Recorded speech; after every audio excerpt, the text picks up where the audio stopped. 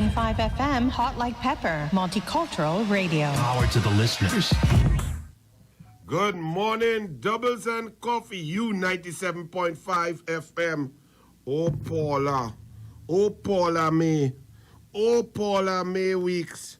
Oh, Your Excellency, Paula May. Wait, Paula May. No. I beg you yesterday for me not to have to come this morning and mention you. I don't want to talk about the office of the... and Coffee, you 97.5 FM. Oh, Paula. Oh, Paula May. Oh, Paula May Weeks.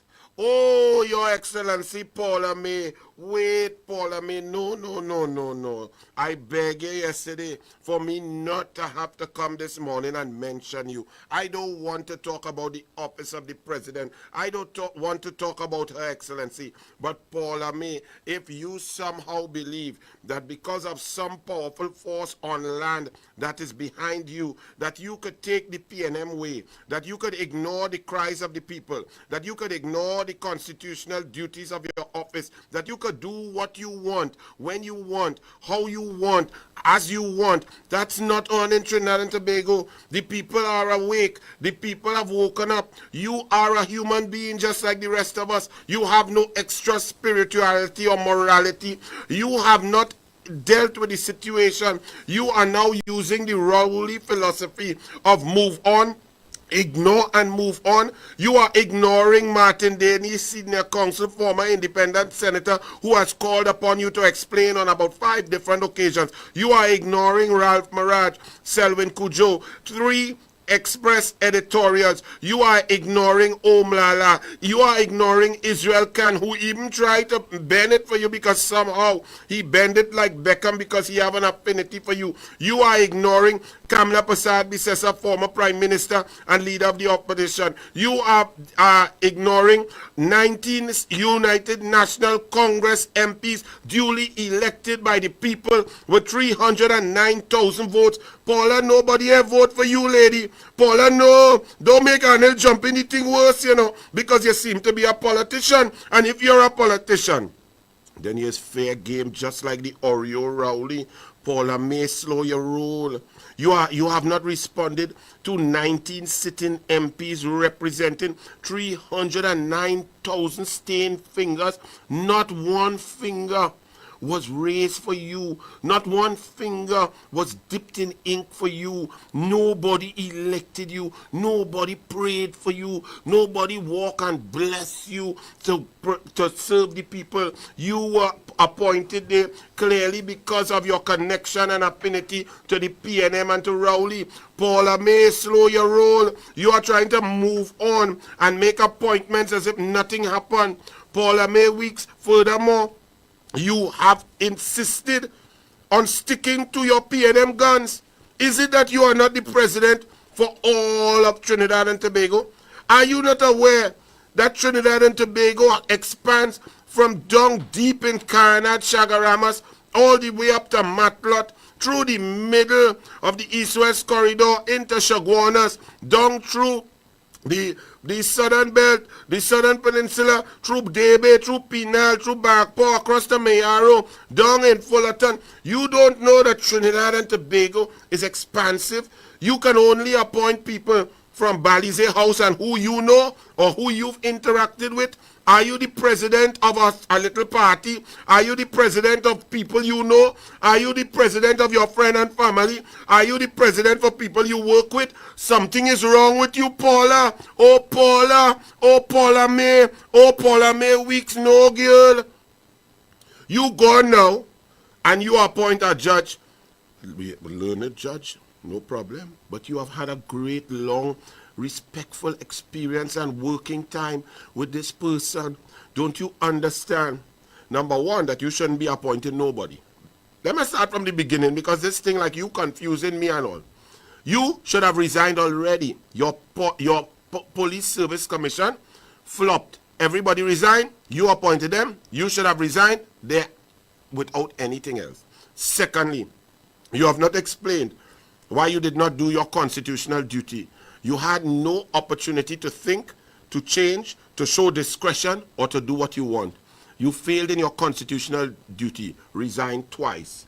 You then allowed a politician, the Prime Minister of Trinidad and Tobago, to come to your office and intercept the independent chairman of the Police Service Commission on August 12, 2021, resigned 3 times. You did not at that time tell the Prime Minister, get out of this space, please, sir, Honorable Prime Minister. This is not your job. You're crossing the bounds. You're breaching the powers of separation of powers, the tenets and the policy.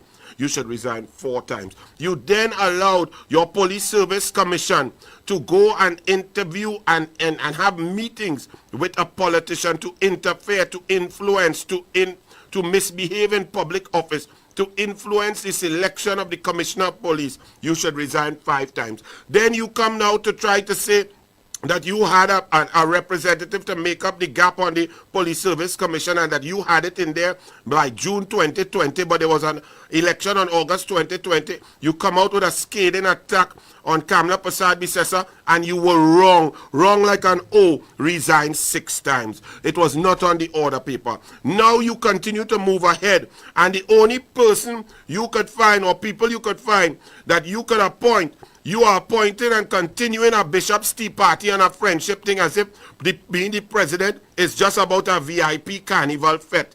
Not only have you appointed someone who is close to you and you have a close relationship with, I'm not casting aspersions on the person. The person has had a great career. But haven't you seen that when you have a relationship with somebody, it makes you make crazy decisions? It makes you feel that you need to move higher up in St. Anne's and go for a checkup? Can't you see that your emotional connection to people makes your eyes get cloudy, and your ears and your heart and your brain function in a different manner that it normally would? You are a constitutional expert. You are a lawyer who taught lawyers about ethics, and right now we are seeing some of the most unethical behavior in the history of the office of the president.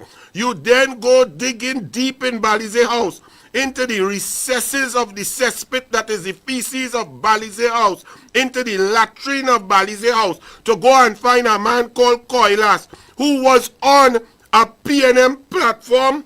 You have no shame, Paula May Weeks. How come you didn't dig deep and find somebody who jumped up on a UNC platform by mistake? Is this a mistake that you only seem to be pulling out PNM, Bliss Persad, PNM chairperson of CDA, Bliss Persad, PNM listening and whispering in she ears? You now going to get a PNM Koilas who went on a PNM platform, who espoused the virtues of Rowley as the PNM and was also on a PNM board. So you could only find PNM to put in an independent. You are continuing to double down and triple down on your stupidity, your bias, and your disgrace of the office of president. So don't call on Senator Naked, PNM wig wearer. You study where the 143,000 cash gone. You study where you recusing yourself from cabinet. You study if the police looking for you. You study how you suffer people. David Naked is absolutely correct. David Naked is an international, national soca warrior, hero who put blood, sweat, and tears for this country. He, just like me, we cannot believe that we are seeing a president. We pray, we open our hands and pray for Noor Hassan Ali to somehow come back. For the Lord Almighty to bring back Noor Hassan Ali, to let him rise from wherever he is, or come down from wherever he is, to come back. Where is Noor Hassan Ali? Where is the greatness of Trinidad and Tobago? Where is the respect? And where is the aura of our presidency? Paula May, you're dragging the flag. Paula May, you're dragging the presidency. Paula May, resign and go, as Kamla Persad-Bissessar said.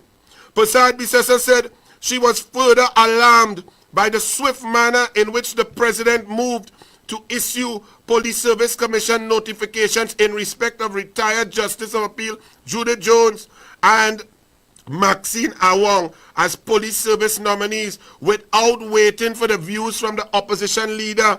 So you just go and clear the opposition leader you are supposed to consult with. You ain't consult with she. Her Excellency, says Kamla Persad-Bissessar, is either willfully seeking to obstruct the functioning of an independent police service commission through blatant political partisan appointments. Or she is now taking instructions directly from the Rowley government. Paula May Weeks, no, it's not looking good, Paula May. So resign 7 times. Take your time and write 7 resignation letters. You are ignoring the cries of your people. You are the president of Trinidad and Tobago. You are not the president of Rowley. You are not the president of Rowley's cabinet. You are not the president of Balize House. You are not the president of Bishop's Tea Party. You are not the president of your friends and family. You are the president of the Republic of Trinidad and Tobago. And with all due respect, Paula May, the mere fact that I am doing another coffee and doubles on you means that you have flopped and you have failed. Because I try my best to never get to this position, to be bringing the president, the office of the president, into any discussion in politics. But you have stepped down into the realm of politics. You are sticking there. You have the PNM Rowley playbook, the arrogance, the insensitivity, the heartlessness, the wickedness, the biasness, Madam President. Resign and save what little is left of your reputation. All of your life's work has gone in this last 7 weeks. You are a total embarrassment. Paula May Weeks. Paula, go, Oh, Lord Cocky, good morning, neighbor. Paula, coffee and doubles, go. And douglAr politics tonight, 7:30. Cocky running. What's going on? What's going on? What's going on? What's going on? What's going on? What's going on? What's going on?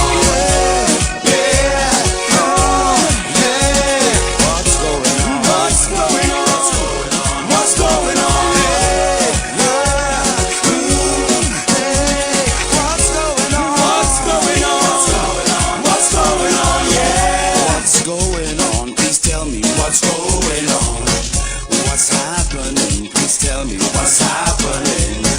Something gone wrong, like everything upside down, Lord. Right now, good bad is like this whole place gone mad. Every day is a hustle and a bustle. Everybody right now caught in the jostle. For space in the race, trying to keep up with the pace. By space, ram.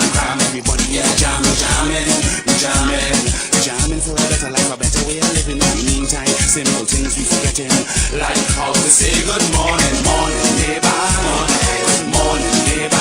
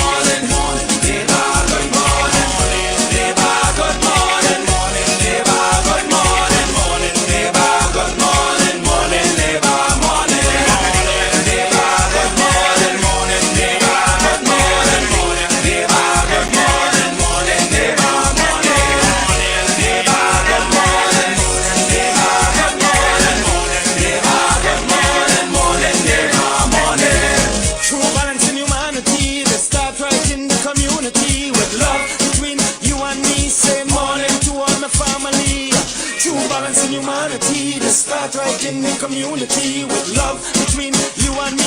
Good morning to all my family. Morning to all the ones I meet along the street. I just love to love and greet. Greeting the people with that smile. Good morning, neighbor, you feeling fine? Hope all is well today. Simple things we forget to say. Has the love truly gone away? No way, today, not today. Morning, neighbor. Good morning, morning, neighbor. Good morning, morning, neighbor. Good morning, morning, morning. Good morning, morning, neighbor. Good morning, morning, neighbor. Good morning, morning, neighbor. Good morning, morning, neighbor.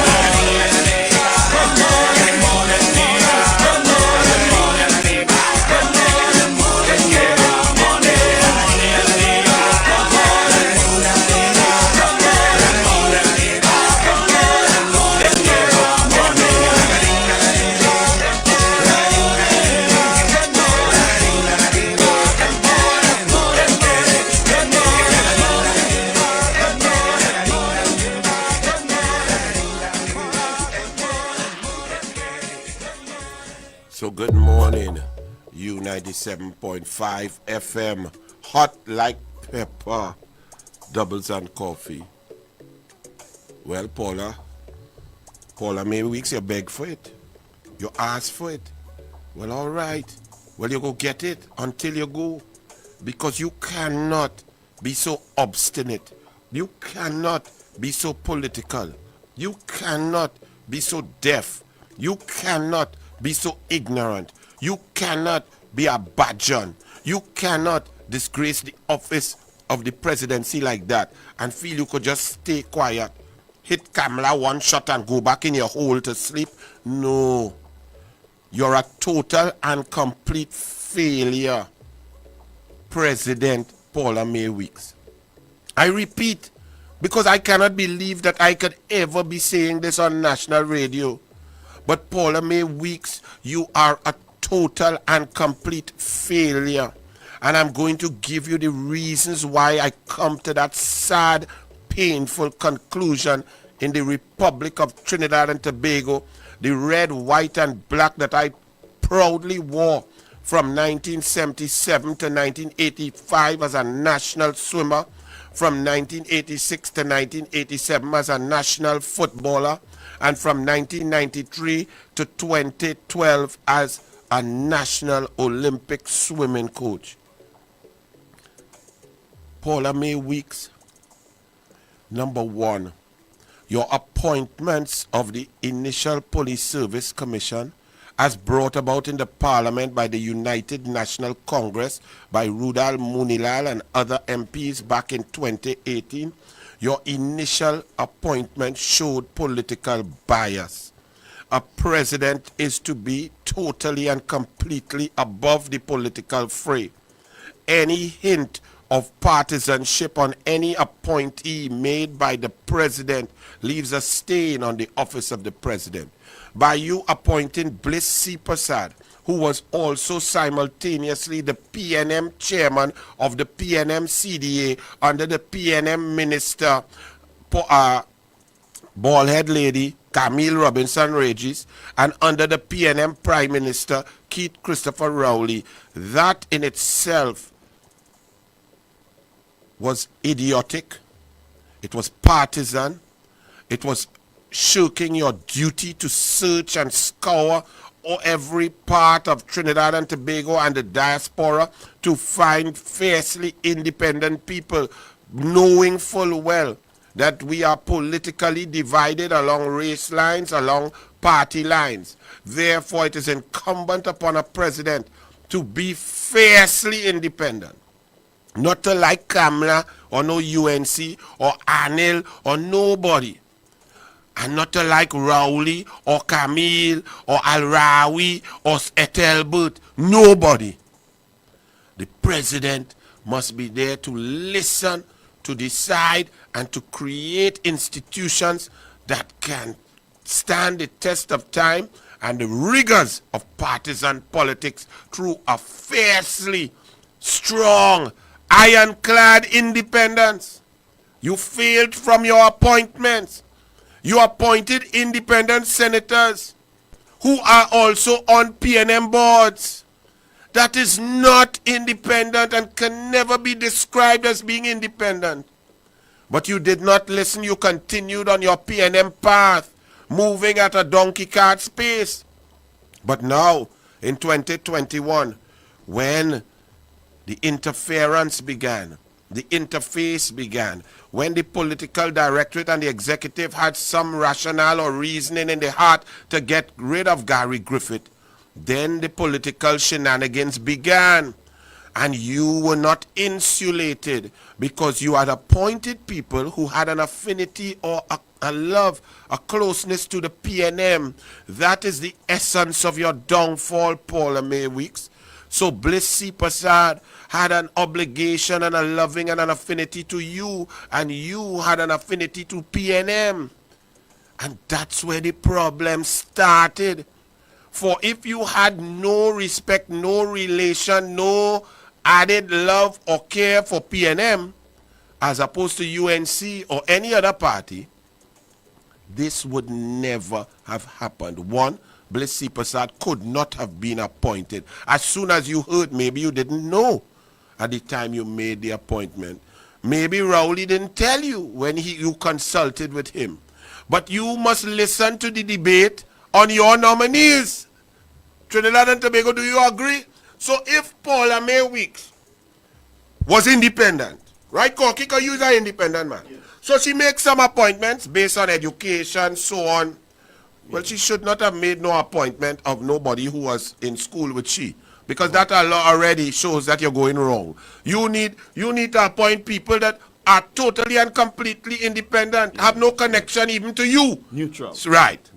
Now, if she made these appointments with the fullness of her heart and soul that they were the best for Trinidad and Tobago, let's say the initial appointments, right?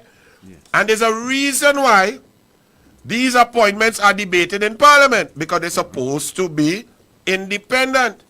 I remember being in the cabinet of the Republic of Trinidad and Tobago. Now, I never tell this story. I'm going to leave out some of the people because I don't want to embarrass them, right? That is not my mission, but it's just to tell you that sometimes information could go under the radar. So at the beginning, I am not saying at the onset Paula May Weeks came out with Chibalize waving, right? Right. Do you know we had some post to fill? Or the Prime Minister at that time, Kamala Prasad-Bissessar, was asking for recommendations from the cabinet to fill a major post, right? And it had to do with economics and finance and so on. And a member of Kamala Prasad-Bissessar cabinet came and put forward the name Robert LaHunt.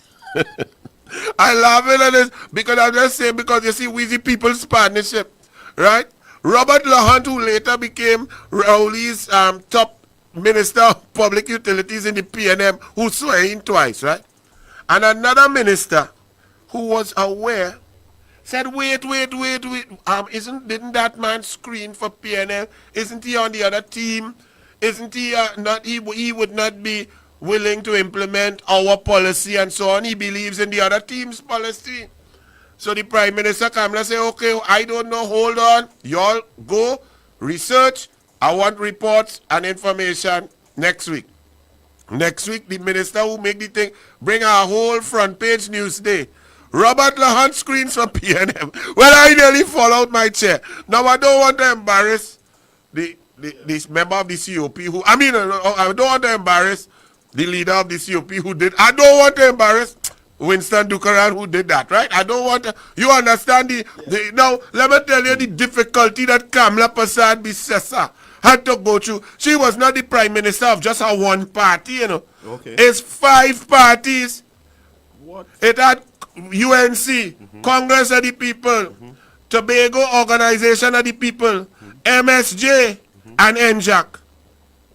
The only 2 parties that moved in a disciplined manner with policy and would trash out their issues in between and talk up was the Tobago Organization of the People and the NJAC. Congress of the People, from the time we win, Dukaran, Bernard de Lima, all of them just start to attack and mash up the government. Right? One time. Before you could even sit down and formulate a policy, get a cabinet note. Yes. And people talking about Kamla Prasad Bisesa held that thing together for 5 years and 6 months, even though from the first day it had people trying to divide it. And all you still bad talking that woman. Rowley is having trouble holding together his monolith PNM cult. Right now his cult split in 3. It had the Rowley Stuart Pinn faction. It had the Al-Rawi Andrew Gabriel faction. And it have the Brian Manning, Randall Mitchell and them down in the corner faction. It have a smaller faction for the Penelope Beckel, but that's small. They kill she out there with no resources. Right? So it about 4 or 5. It had the Amory Brown up in, but he went too far up in Rowley K-Pax. So his faction like hanging on to Rowley K-Pax. And that is in the cult. That is the PNM, you know. The cult of the PNM. Look at Fitzgerald Ethelbert Hines. He has been the most disrespected Pomsite Rasta within the PNM from since 1993 and 1994, 1995. They use Ethelbert to talk all over the place with he Rasta fake Queen's English like he born in Brixton. You understand? And they use he up and down. He work hard, I must say. For politics, he does work hard. Eh? He lazy as a minister. He does look like he falling asleep right through. Right, the grade high. But what I tell you, he worked hard on the hustings for the PNM. And as they get into government, they just give he Kobo sweat. This is the longest sweat he must get as a minister because he have a mission. They have a mission to humble Gary Griffith for whatever reason. Them have a mission. So I say all of that to tell you that Paula May Weeks, you heard because when you put forward Bliss C. Prasad, for example, President Paula May Weeks, I would have hoped that you would have paid attention to the debate on your nominees. Because the debate on your nominees is an added check and balance so that any information that you may not have known could have come out. So, Corky, if the president is independent, and she listening to the debate, and the member for Oropouche East gets up and reads out and shows dates and times when the person who is proposed to be the chairman or chairperson of the Police Service Commission is actually a PNM, is actually the chairman of a CDA board, is actually taking instructions from a PNM minister, is actually appointed by the PNM Minister of Finance Corporation Seoul, and was actually selected by the PNM cabinet headed by the PNM Prime Minister.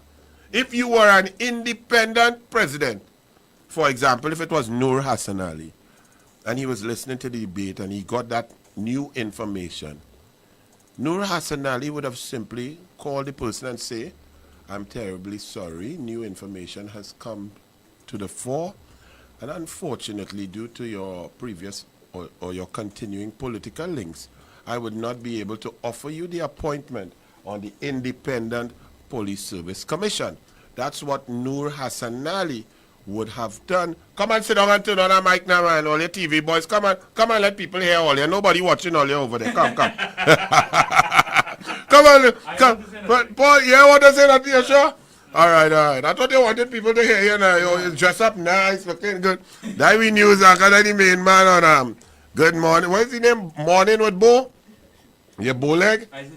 He's a new bow. He a bow leg, right? But anyway. So, Noor Hassan Ali, if he was listening to the debate, would have just called that person and rescinded the appointment and say, I'm withdrawing your nomination because I see that you have a closeness to one party as opposed to the other. That's what Paula May Weeks should have done back in 2018 if she did not know when she initially made the nomination. Now, moving forward now, you see a process going on, police commissioner merit list, you are the president. You are supposed to receive the list. Somehow, somewhere, let me pretend, Now, you can't reach my president's house just so. I must have gone to president's house in my life about 3 or 4 times. Mainly as an Olympic coach, when you win medal and thing, they invite you to get a little shake hand and thing, right? But the whole process to go there, you want to know, they have to tell you the specific time.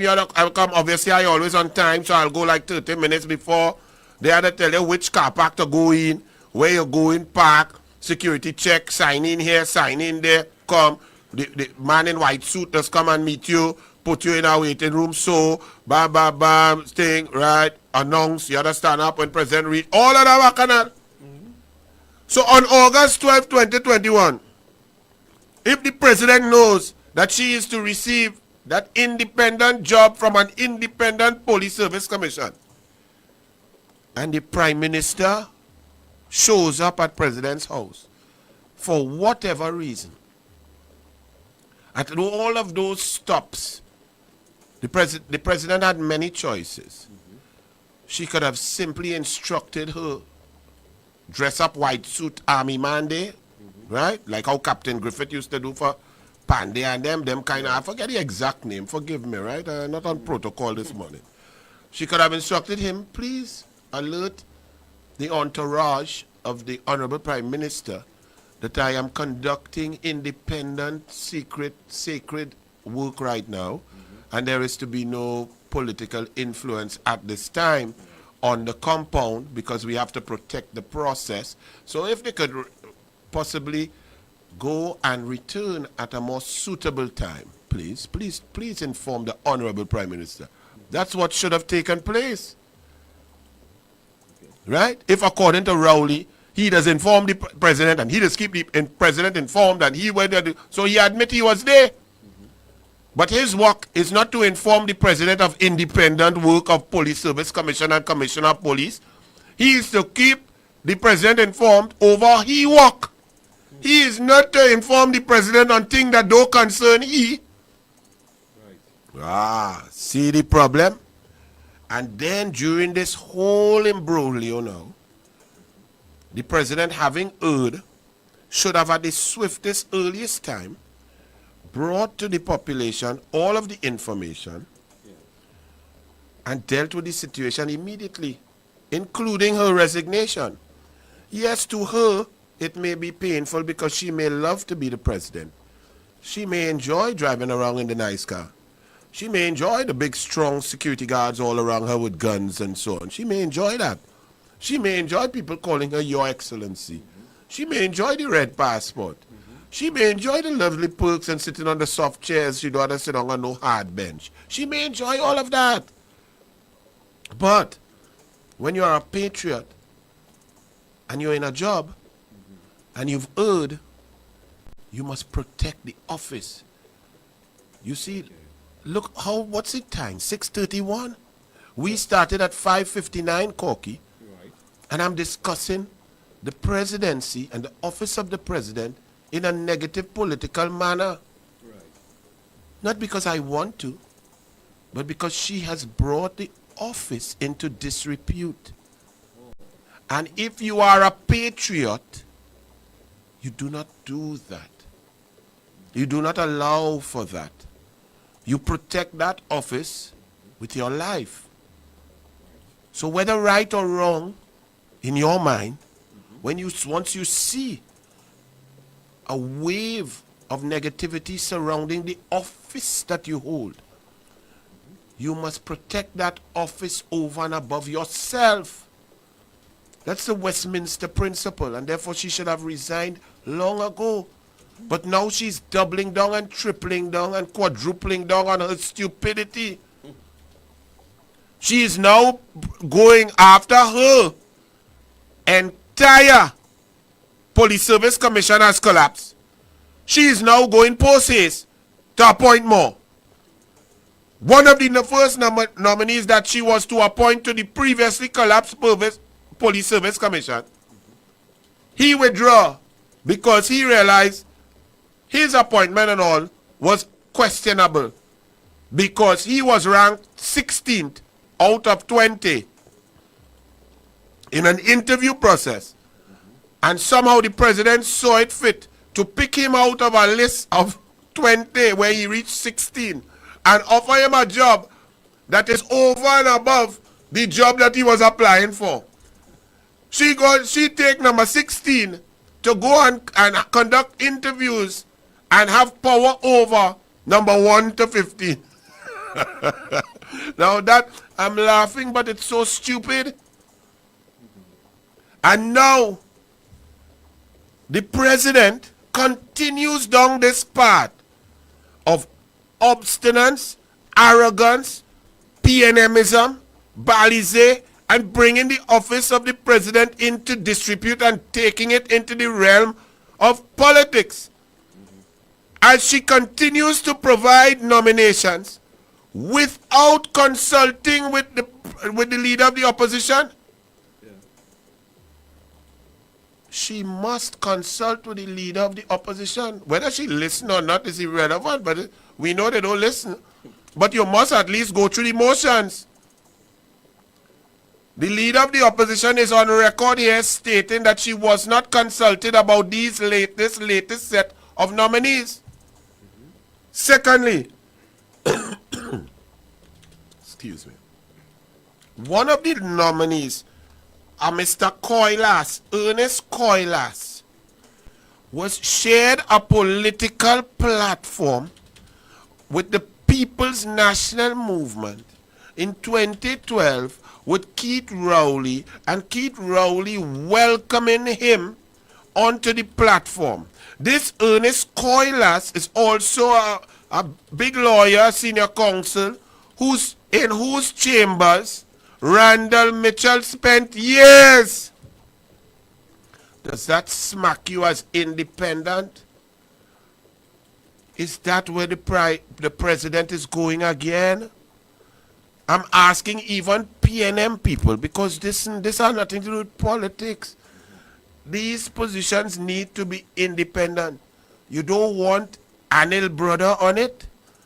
You don't want Kamala friend on it. You don't want anybody, a Kamala lawyer from her chambers on it. You need people who don't know or don't have any closeness, affinity, care, need, or requirement from either side, UNC or PNM. So you cannot even previously, for example, Paula May Weeks appointed Kewal Singh. Look how close Kewal Singh was to the PNM. He was $4 or $5 million in briefs close to the PNM. He was a Porsche vehicle purchased and kept in the name of a PNM Attorney General for 5 years. That's how close. You know how trustworthy you have to be, Cocky. You wouldn't let me. Your car downstairs. Right. You ain't gonna. If I take your car, I gonna leave it in Cocky name. You have to real love me, boy. We have to be real brethren. To leave your car in your name and I driving it all over. Suppose I go now, they drunk and bounce down somebody and kill them. Yeah. You know you in trouble? Yes. Is your car? That's all right. Well, that's what she appointed. Someone so close who's liming with the Attorney General, whose party, when he daughter birthday party, Anil wasn't there, me again invite to Kewal Singh daughter birthday party. No UNC was there. But a PNM who appointed Paula May Weeks gone and choosy, and that man had Faris Al-Rawi not only buy Porsche, not only get 4 million in fees, but had him liming home by he to celebrate. Look, my little daughter birthday coming up in November. That is a very big thing. I mean, we ain't going to no big party and take it a Delta variant. She's only going to be 7. She had no vaccination. She had no nothing. But I have to go and try and get. Anyway, let me don't say what I'm going to get for she. She might be listening, right? Yeah. But, right, that's a very important thing. Yes. Only close family would be there. Not even my friend. Only she grandfathers will be there. She grandmother. She had one. Right? And then she mother, she father. That's about it. None of your friends? Friend, no, it's a Delta variant, okay. Right? Good. And me and no close friend to bring in my daughter party. You understand? So when you bring a friend in a daughter party, it's real close, eh? Right? My big daughter will be there, her brother and sister, and that's about it. Because it's COVID-19. Right? Yeah. No. That's a person that she appointed to the Police Service Commission, this Paula May Weeks. So she ignores now all the calls for her to explain what took place on August 12th. Her silence is a confession of wrongdoing. Her silence is an admission of political partisanship. Her trying to move along and appointing more PNM. People, I don't know if people understand, what an independent, what is the importance of an independent position and an independent institution in a country like Trinidad and Tobago, where we are so divided. 309,000 votes on this side, 300,000 legitimate votes on the PNM side, plus 22,000 thief vote, right? Right. That's how the country is divided, plus 370,000 people who don't vote. Yes. Right.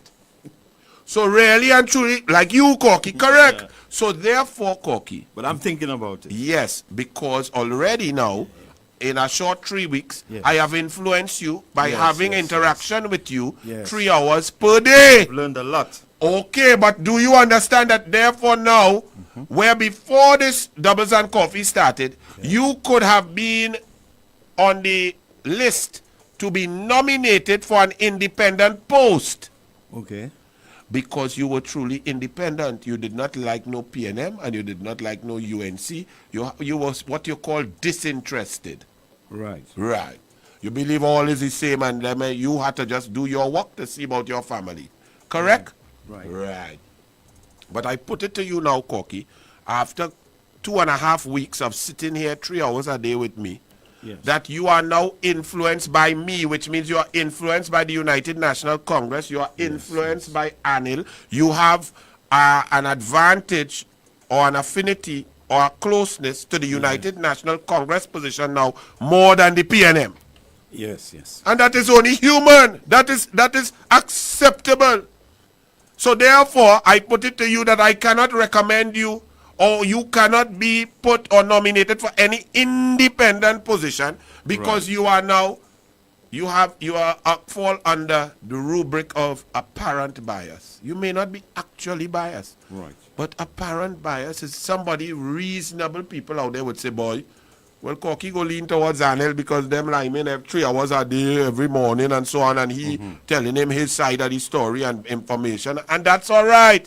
Right. So therefore, we need to find somebody who is not influenced by Anil and the UNC, Kamala and the UNC, David Lee and the UNC, and then you need to find somebody who is not influenced by Rowley and the PNM, Al-Rawi and the PNL, Ballhead Camille and the PNM. That's the work. Paula May Weeks has dropped the ball on every aspect of propriety, decorum, dignity, and independent office of the president.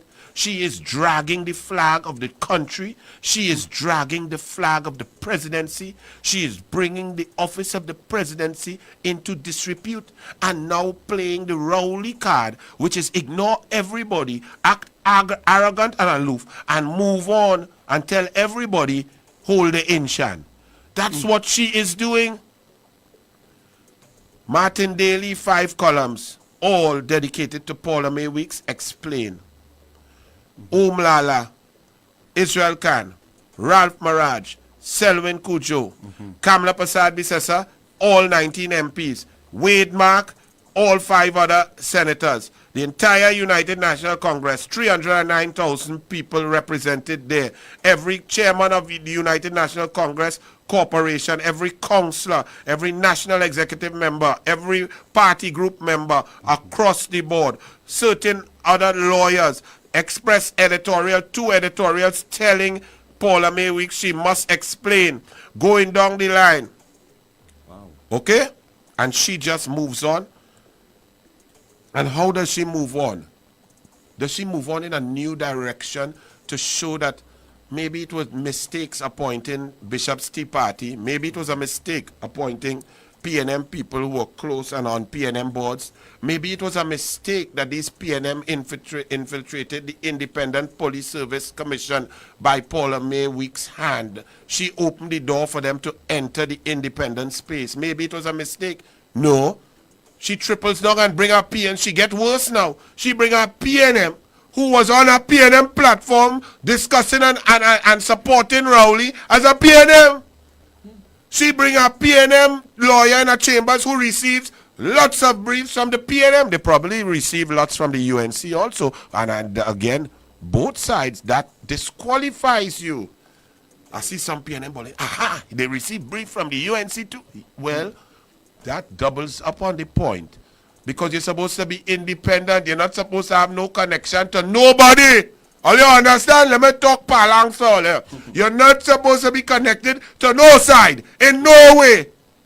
Children, I apologize for the poor syntax and poor English and grammar. Don't put that for your teachers. You will get in trouble. Yeah. Don't put that and say, Uncle Anil said that, you know. All right. That was a disclaimer. Yeah. But now she going to find, not only that, a lawyer from whom Randall Mitchell, he's a minister something, minister nothing. All I see, the most I call his name is yesterday in a set of recusal. So he's a businessman.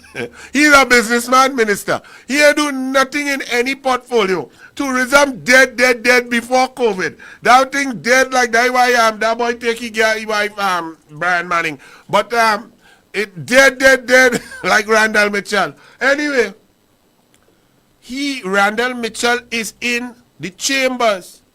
A young star boy of this Coilas fella. And Paula May Weeks finds, especially in the climate where it is clear that the problem is lack of independence in the selection of police service commissioners, she gone and find a deeper PNM. She gonna find a hardcore PNM now to push it in the face of the population. Paula May Weeks, a shame, girl. A really shame for you. Yes. 218-7762. 218-7762. We taking a little call here now. Paula May, look at what's going on. Imagine you on coffee and doubles for 45 minutes already. Yesterday I beg you, I beseech you. Oh Lord, I tell you, don't do that, no, man. Come out, tell the truth, the whole truth, and nothing but the truth. You come, you tell me, hold my inshan. You tell Kamala, hold she inshan. You tell the 19 MPs of the United National Congress, hold she inshan. You tell Martin Daly, hold he inshan. You tell Omlala, hold he inshan. You tell the Express editorial, holy inshan. You tell David Abdullah, holy inshan. You tell Ralph Maraj, holy inshan. Paula May, hold your inshan. 218-7762. 218-7762. We will take some calls. Yes, let's get some. Oh Lord, look, Archie remind me too. Rhoda PNM Barra tell you go to. Imagine that, Rhoda Barra. Rhoda loves she PNM. If Rhoda tell you to go, oh Lord, Rhoda and all, you tell Rhoda to hold she inshan. Paula May Weeks, I repeat, hold your inshan. Hello. Hi, good morning, Anil. Good morning. To Corky and to all the neighbors out there. Anil, this lady has let down everybody.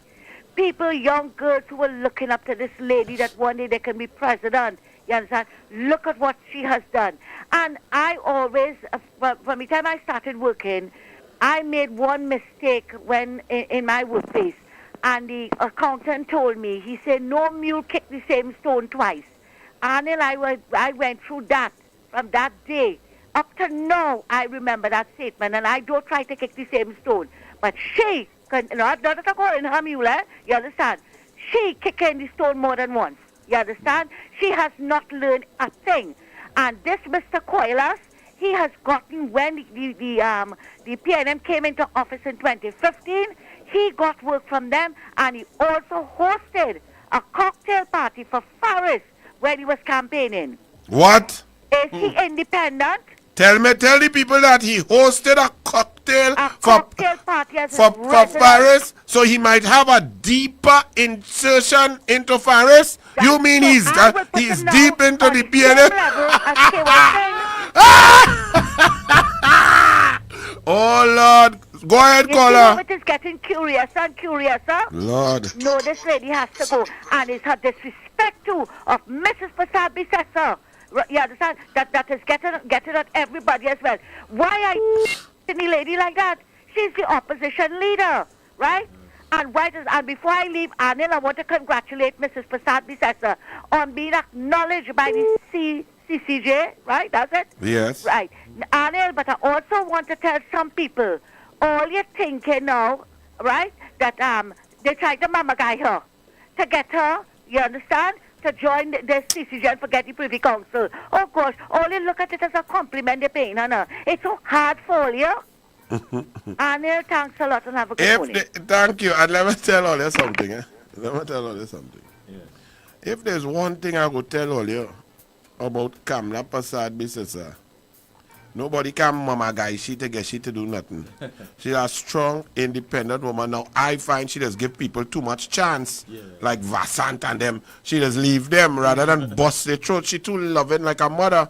Yeah. But do not get confused. Yeah. I feel a little stupidity, recognition. I mean not stupidity. It's very good to be recognized by the CCJ. That could influence her policy position on the court going forward and so on. Kamla Prasad Bissessa is not that fickle, my people.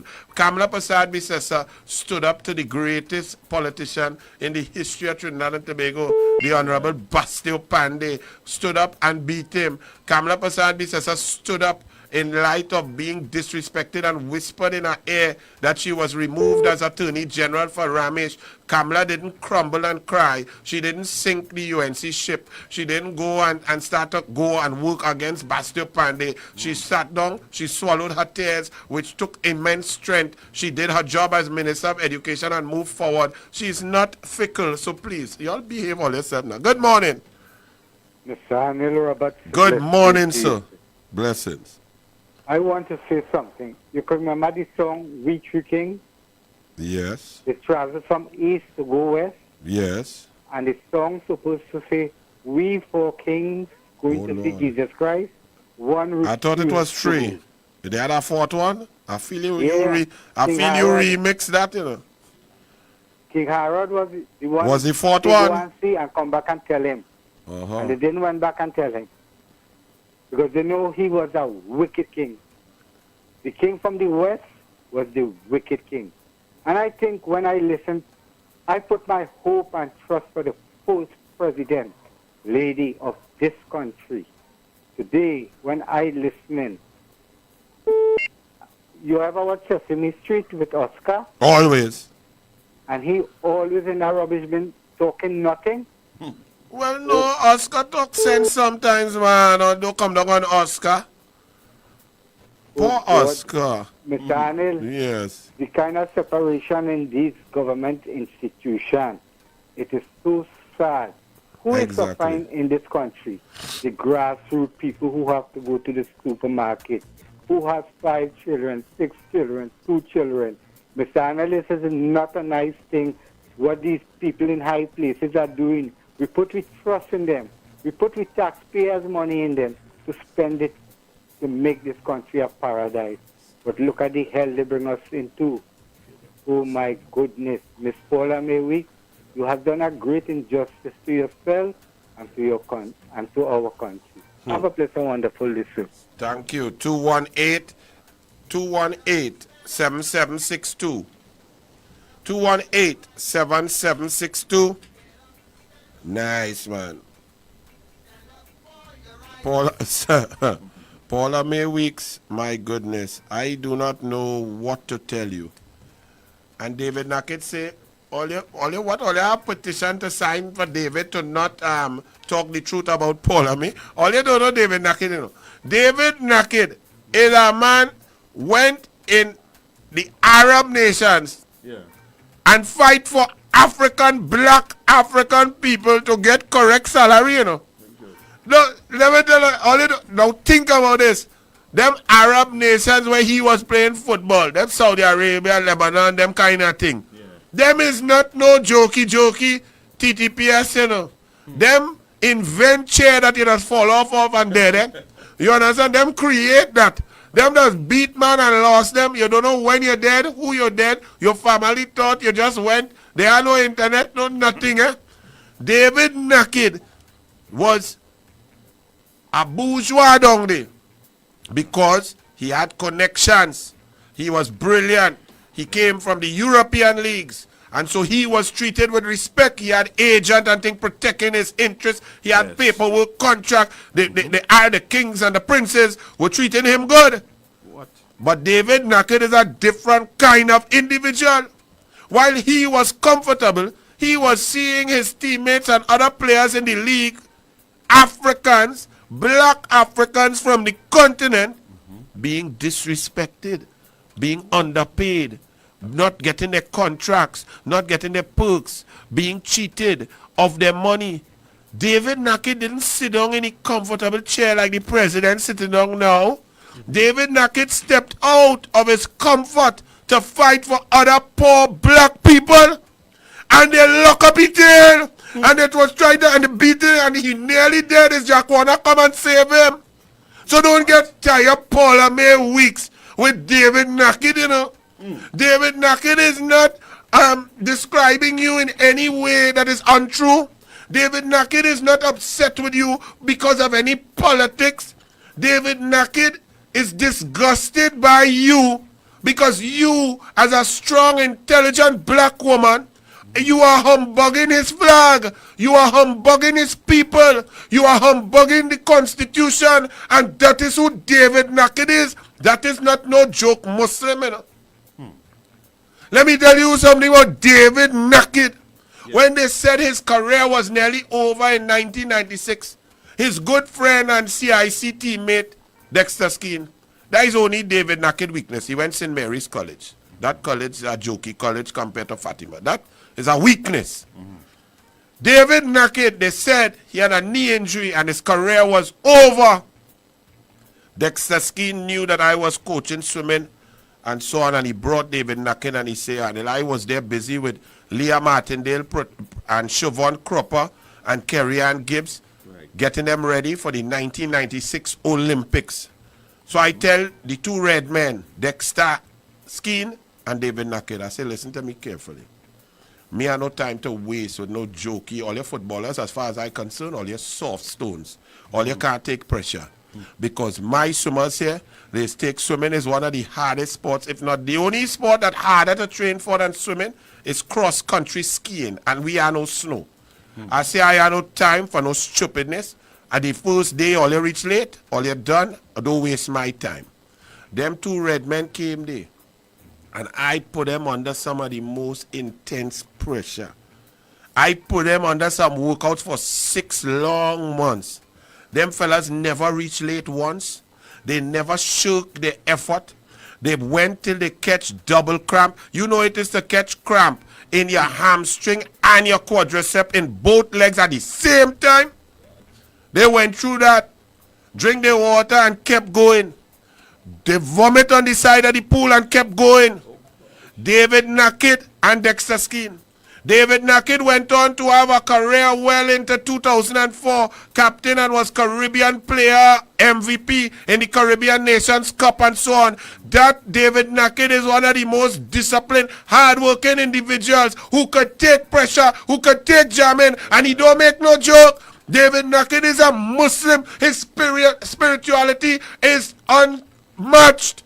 He don't make joke. He does leave in the Senate and go in the corner and pray. He might be vexed or talking the business, but that man is a serious person. So Paula May Weeks, number one, David Nackett takes no pleasure in highlighting to you your disgraceful behavior, but you don't have the caliber and the class that is required of that office. You should have gone long time. The mere fact that you are trying to ignore the cries of the people, and imagine in this state where everybody is frightened, everybody is a coward, for so many people to come out and say, Paula May, you must resign. You are bringing the office of the president into disrepute. Senator Nackett now start. You feel Senator David Nackett afraid that WPC ballhead wig buying, use the taxpayer money to buy wig? You feel afraid she? Tell she what did she sign on she declaration. So don't get tired with Senator David Nackett. That man fight for poor people while he was in comfort. He was in comfort with the princes and the kings. He stepped out of his comfort to fight for poor black people that he did not know. You picking fight with David Nackett, or you picking fight with the wrong red man. That is how the man live his life. So don't get confused. Just resign and go about your business. You're dragging the flag that Nackett represented. You're dragging our beautiful red, black and white. You're dragging the flag of the presidency. You're dragging the flag of the nation, Paula May Weeks. You are a disgrace. Come out of the office, resign, and stop appointing PNM. PNM all in your nose hole. PNM all in your nose hole, Paula May Weeks. Let me go, yes, before I cuss you. Let me go and listen to some news. Let's join MCTV. You're on U97.5 FM. Coffee and doubles. When we come back, Neil Gosine, former chairman of National Petroleum Company. News time.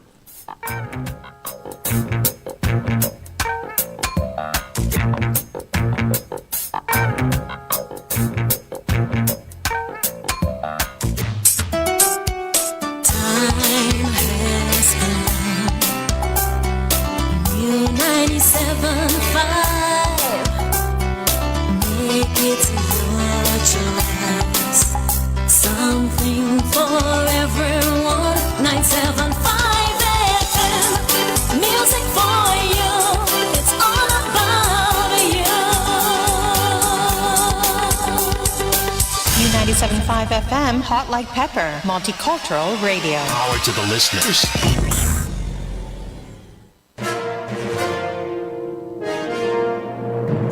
This is news on U97.5 FM, MCTV, WBHM, the voice of rock, and Fun Radio. Sponsored by Newsday. Every word, every line, every paragraph depicts a real moment in someone's life. A father, a sister, a mother, a brother. News on MCTV. This is the 7 a.m. news on MCTV and U975 Hot Like Pepper Radio. I am Andrew Chan. A pleasant good morning once again. There is something peculiar about the merit list the Police Service Commission submitted to President Paula May Weeks. The comment came from opposition leader Kamla Persad-Bissessar. Speaking on popular program Crime Watch, the opposition leader claimed the name of Ernest Coilas was removed from the list. And it's very peculiar that the name of Mr. Ernest Coilas has now been removed without explanation from the list. This comes after I raised concerns over the many links Coilas had to the PNM government and the troubling nature in which his name was put forward in the first place. The president has become more entangled in a web of inappropriate conduct. Now on Thursday, what's the rush? You're right. On Thursday, 7th October, I received 3 letters. This was the night before my Friday's budget response. 3 letters from Her Excellency the President. In these letters, she sought my views, as is required under the Constitution, about 3 persons she was considering to put on the Police Service Commission. They were Mr. Ernest Coilas, retired Justice Judith Jones, and Miss Maxine Attom. Persad-Bissessar went on to say she was disappointed and disturbed over the lack of consultation with the president.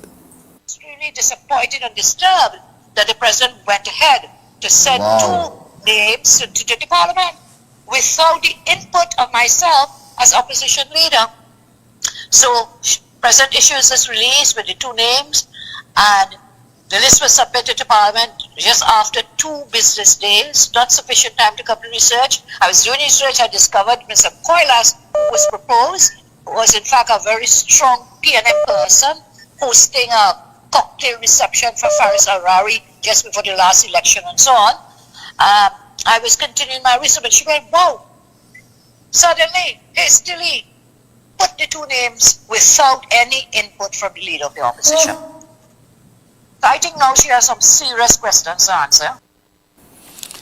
Executive member of the Farmers Union, Shiraz Khan, says the governments, successive governments that should be, and the 1% in this country are controlling the food prices. Speaking during a Movement for Social Justice webcast, Khan said in the 1980s, Trinidad and Tobago's local food consumption was at about 40%. They want us to depend on all the agriculture products coming out of the U.S. Now, 20, 25 years ago, when we were actually in the 1980s, we were almost self-sufficient in chicken production in this country. we were exporting hatching eggs to other Caribbean countries from Trinidad and Tobago. We were exporting. Can explain with the present condition of COVID-19 and global warming taking place, food prices would continue to rise. The present condition of the world in COVID, and not only COVID, but the global warming that's taking place in the world and in the very said country who want to supply the Caribbean and the developed countries with food. In Louisiana, you have flood. In California, over 400,000 hectares has burnt. And in another state, there was flood with mud. Wow. And that is one country.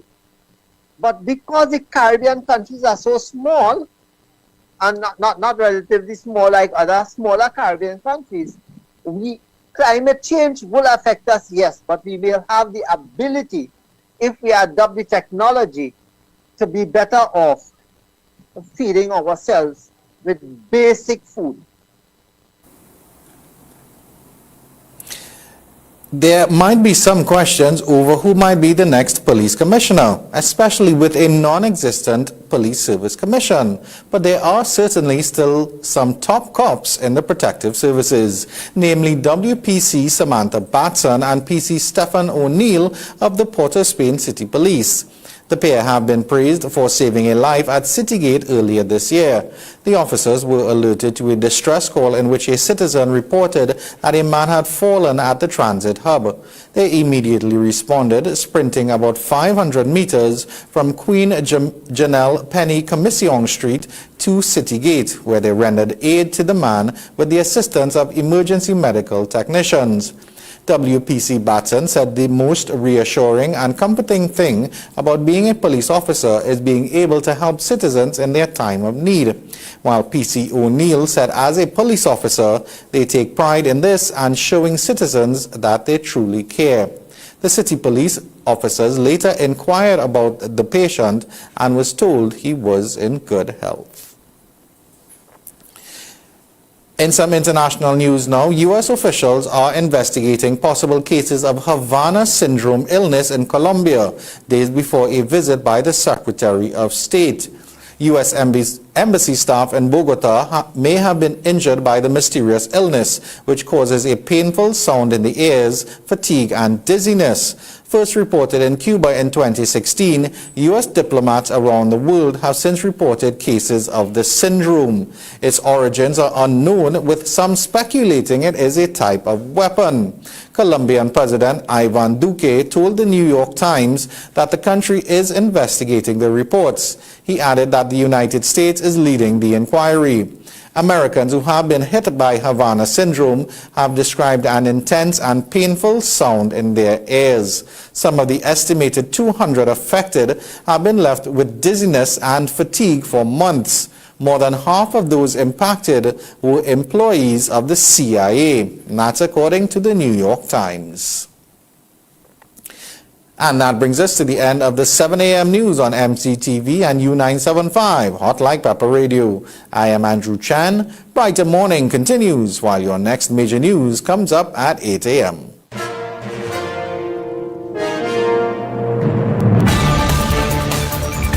And that's news on U97.5 FM, MCTV, WBHM, the voice of rock, and Fun Radio. Sponsored by Newsday.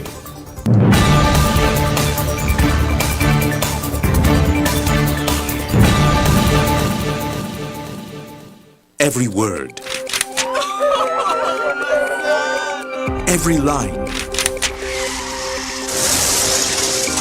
every paragraph depicts a real moment in someone's life. A father, a sister, a mother, a brother. We at Newsday are dedicated to you, the people, and through independent, unwavering journalism, strive to always bring your stories to life, because your stories are more than just words. Newsday, independent and credible. Welcome to Rhythms Communications Network. We are Multicultural Television, MCTV. Total local programming, the latest news, all the sports, our culture.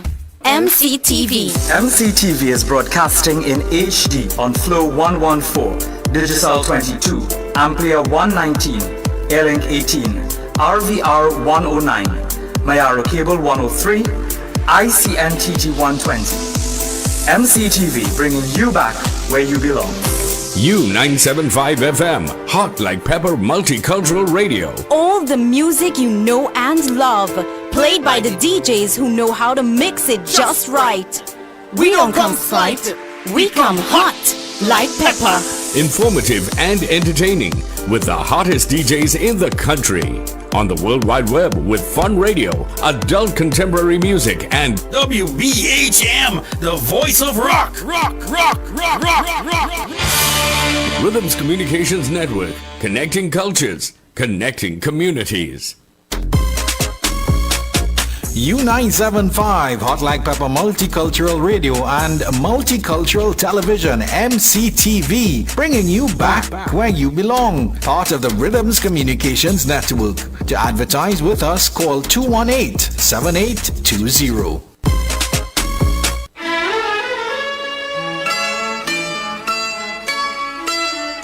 It's Diwali Ka Taal. Join us on U97.5 FM and MCTV as we celebrate the rhythms of Diwali. Tune in to U975 FM for the Diwali Bhajan. Mata Rani का ध्यान धरिए, काम जब भी कोई करिए. Listening is the name of the game. In or Pick a Deer promotion, 97 deers to choose from. Some of them can win you amazing prizes and gifts from our sponsors. Look out for delicious Diwali recipes on MCTV and U975 and show your colors in our first annual Rangoli competition. Get creative and share your pics to our Facebook or Instagram pages and get the most likes to win fantastic prizes. It's Diwali Ka Taal, the rhythms of Diwali.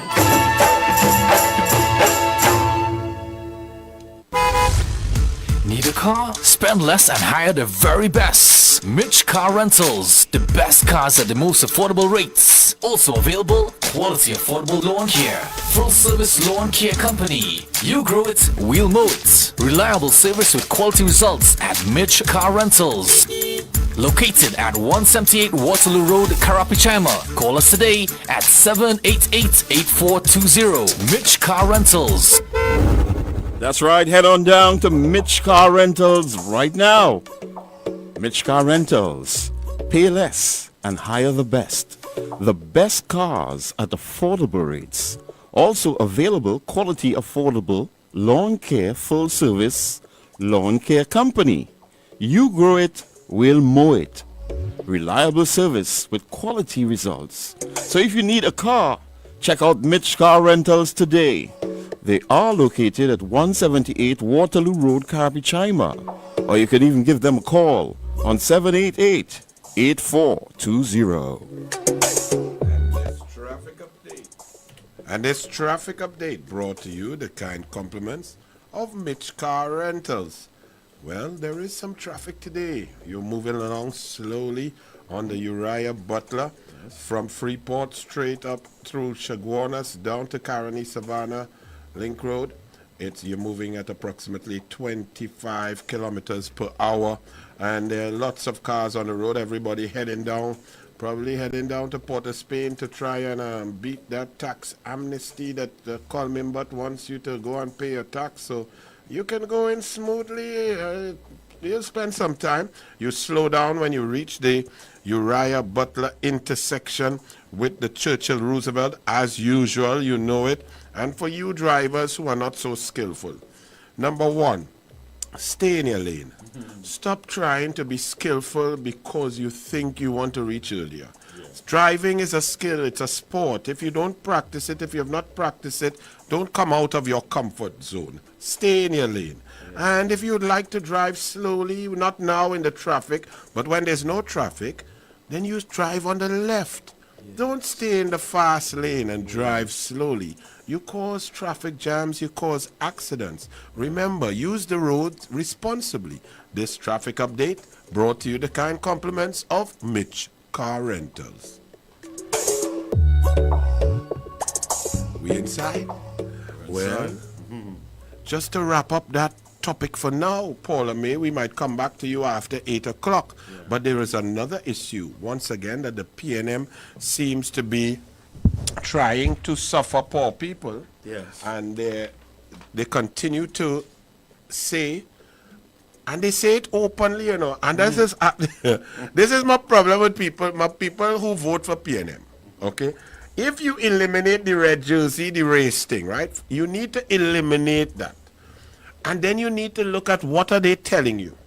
The only time Keith Rowley did not lie is when he told you that his new society means that he wants you, the people, to wean yourself off of the government. Wean yourself off of the government.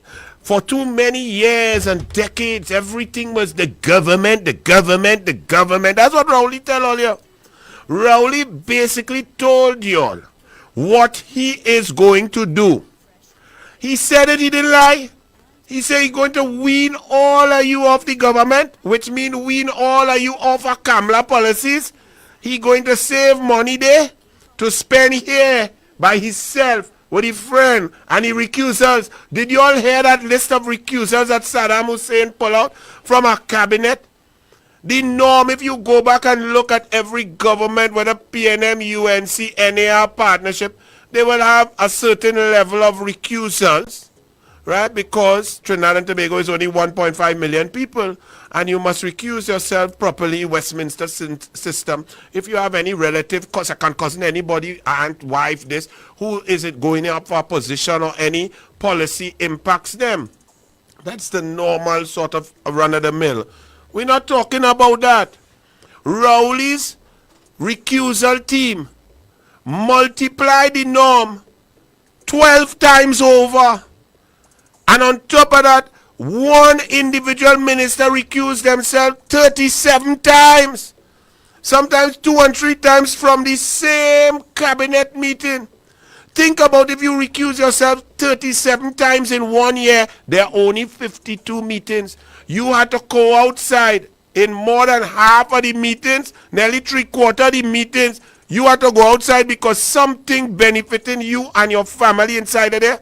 Well, the PNM said wean yourself off of the government. So they take away your gas subsidy, you have to pay more for gas. They come in to raise your TNTEC rate, your water rate, you got to pay more for that. They tell you no more Petrotrin, you fire everybody. With the lake asphalt, we're not even making bitumen, they say right. They take away your grants, your school feeding, they take away your differently able grants, the children not in school, they cut your sport funding, your culture funding, they take everything from you. They take your laptops, they take your textbooks. And now they came to take your cooking gas too. And it caused a debacle of untold proportions where the entire NP board, I am saying, must resign because they lie and they try to blame one employee. I now want to get full information, detail, processes, what was the plan, what is the board position, how does a board come up with a decision. I am bringing to you here on U97.5 the former chairman of NP, Mr. Neil Gosine. Good morning, my brother. Good morning, Anil, and good morning to your listeners. I must thank you for waking up. I know you're a man like to do your thinking and your planning and your work and your analysis and your letters to the editor and your policy making up to the wee hours of the morning. You are a night owl, a hard-working man. So for you to wake up to spend time with me on coffee and doubles, I appreciate that. Good morning. Good morning. I love your show, so I'm glad to be here. Thank you. Talk to me. Talk to me about the cooking gas. Cook with gas. There are all sorts of different lies and untruths and obfuscations coming out. Talk about what is your analysis of this imbroglio involving cooking gas at NP. All right. Well, in the first place, there is no way that employee can be accused of being able to send out an email to a station at a gas station without approval from the board, right? A board would meet, there would be board notes, and the board will go through the various board notes. One of the board notes will be the increase in cooking gas price, or if it's a board note on transportation and maintenance of the cooking gas and the price. And it will be put forward by the chairman of the board. In the board, there will be the CEO is always present, and the line manager on the plant line for the LPG tanks. This will be go through, and each member will have a chance to vote. So it was unanimously voted on and approved by the board. So therefore, the board, after that, the CEO and the line manager will inform the employees, and the employer will send out an email like that. So for NP to send out a release and blaming an employee, making the employee a scapegoat, that is a very unethical thing to do. And that is where we are with this whole issue. They are just trying to cover up. They ended up with egg on their face with this one, and they're trying to cover up the whole situation and make it look better than it really is. Now, carry me a step further to Mr. Gosine. Could the board go through discussions, consultations, and come to a decision without the minister knowing in NP, where there is under the law only the minister can give any sort of price increases when it comes to oil and gas products? Exactly. The board cannot in no way do that, right? The gas, especially LPG gas, right, is a highly subsidized product, right? It's heavily subsidized, and it's part of the government policy. And no one could understand what was going on here, because to increase this price, you must get approval from the cabinet and your line minister. So to put out something and to try to raise the price on the LPG gas is unheard of, especially in this type of season that we're in with COVID affecting everybody, right? To try to bring this on at this time is really heartless, and like I said, I don't know what the board was trying to do. And this board in particular, if you check back for the last 6 years, I mean, this chairman and the board has been in place for the last 6 years, right?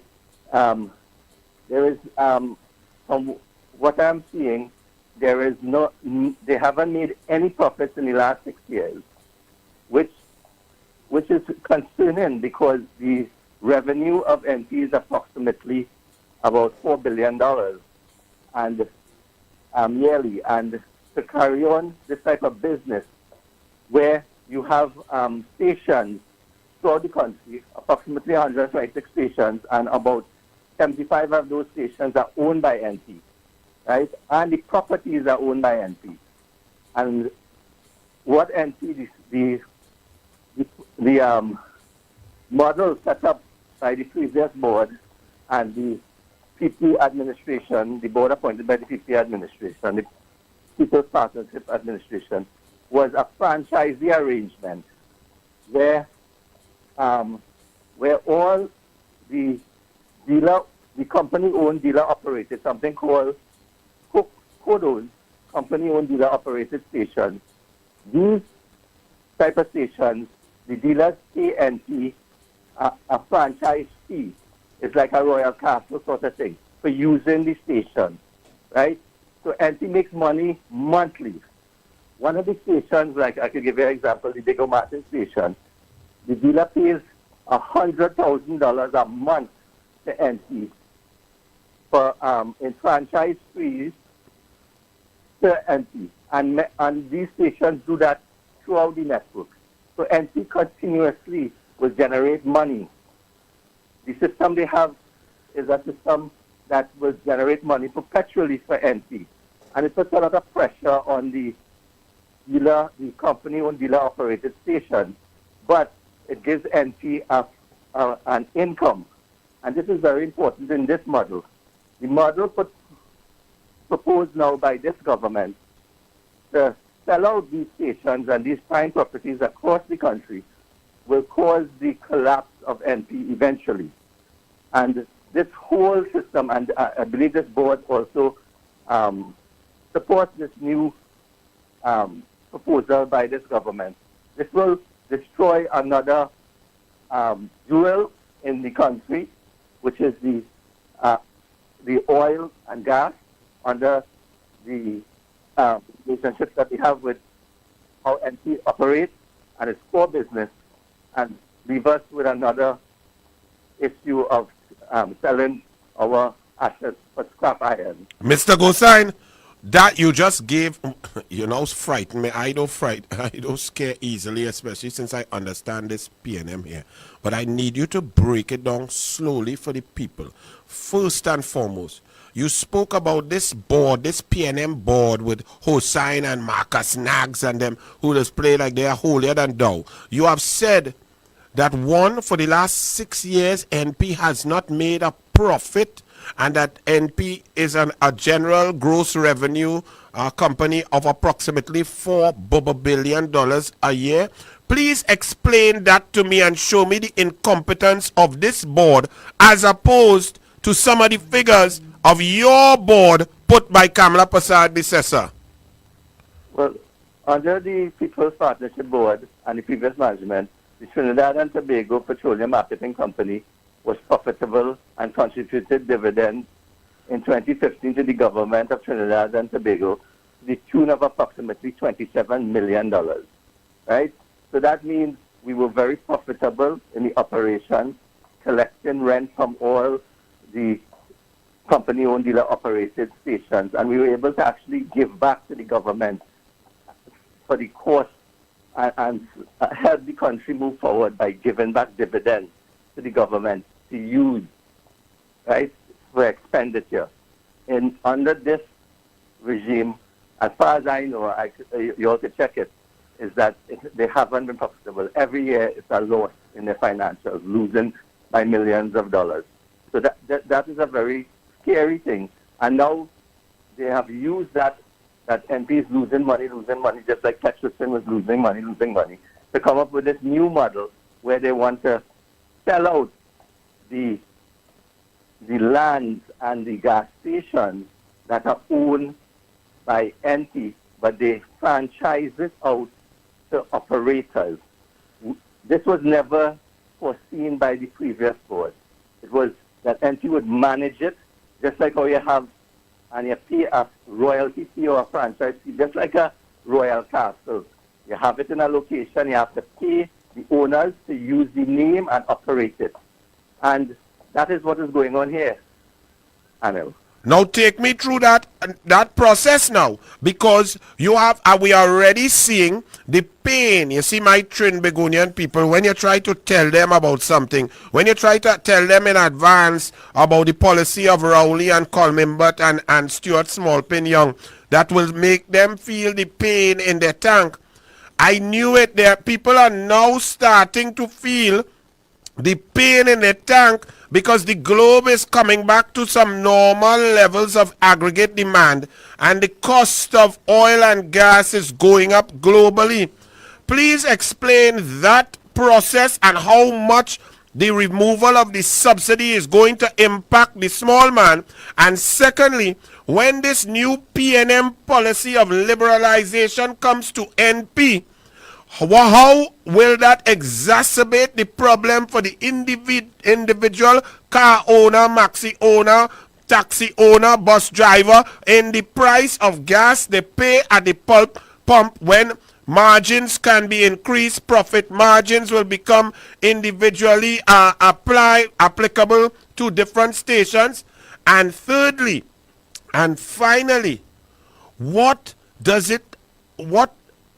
the policy of the PNM augur for the employees of NP, because we have seen this government attack systematically labor. They attack labor unions. They attack workers. They destroy pension plans in order to save money for themselves to spend on themselves. I know I'm giving you some hard sums here, but this is coffee and doubles, and you is a bright spark. So talk, my brother, talk. The first thing, obviously, is that we already affected by the gas because the subsidies have virtually been removed. So the price of gas at the pump has gone up, and everybody's feeling it in their pocket.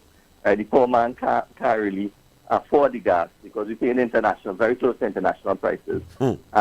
The diesel is the only one that is still slightly subsidized, and of course the LPG, right, which is our cooking gas, which affects us with our food, right? And this whole debacle that happened with this board, that's why the Petroleum Dealers Association called for the resignation of the whole board, because this is just a mess, right? So that's the first thing. But once you sell out the stations and there's no control anymore, it is easy for the petroleum dealers to get together and possibly form a cartel. Form cartels, and that will increase. They could mark up the price across the board to the country at the pump for your fuel. So where you're paying international prices already and you find it so high, right? Where you're paying, and you know your price will go up twice and 3 times what you were paying previously. Say that again, sir, slowly, twice and 3 times. So if you was filling at $200 and you get a 3/4 tank, when you put $200 now, you're going and get a 1/3 tank. Let the people understand. And let me also say to you, Mr. Gosine, I am deeply perturbed. You mean that you don't have confidence that Colm Imbot will protect you and the consumers and the poor people? He said he will protect you from oligopoly and cartel. You do not believe Colm Imbot, Mr. Gosine? No, it's very hard to foresee that and protect the people, because businessmen are businessmen, and it's very easy for them to come together at a cartel and raise the prices at the pump. And Colm is a businessman too. Right? And when you control something like this, which affects everybody, right, it will be detrimental to the country. And we as a country, our heritage is oil and gas, and we have lost petrotrin, right?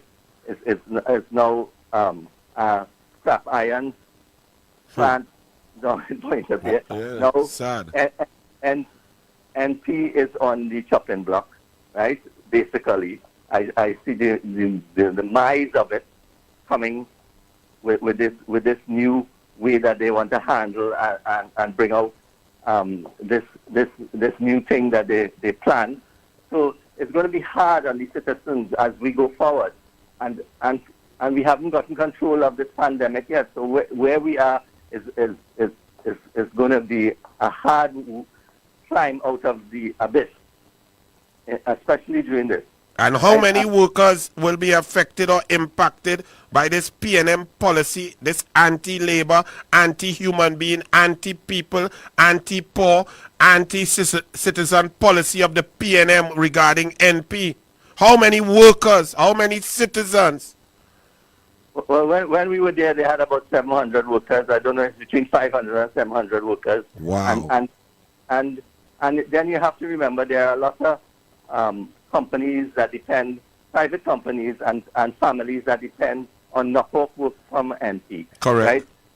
For transportation, to provide contracts.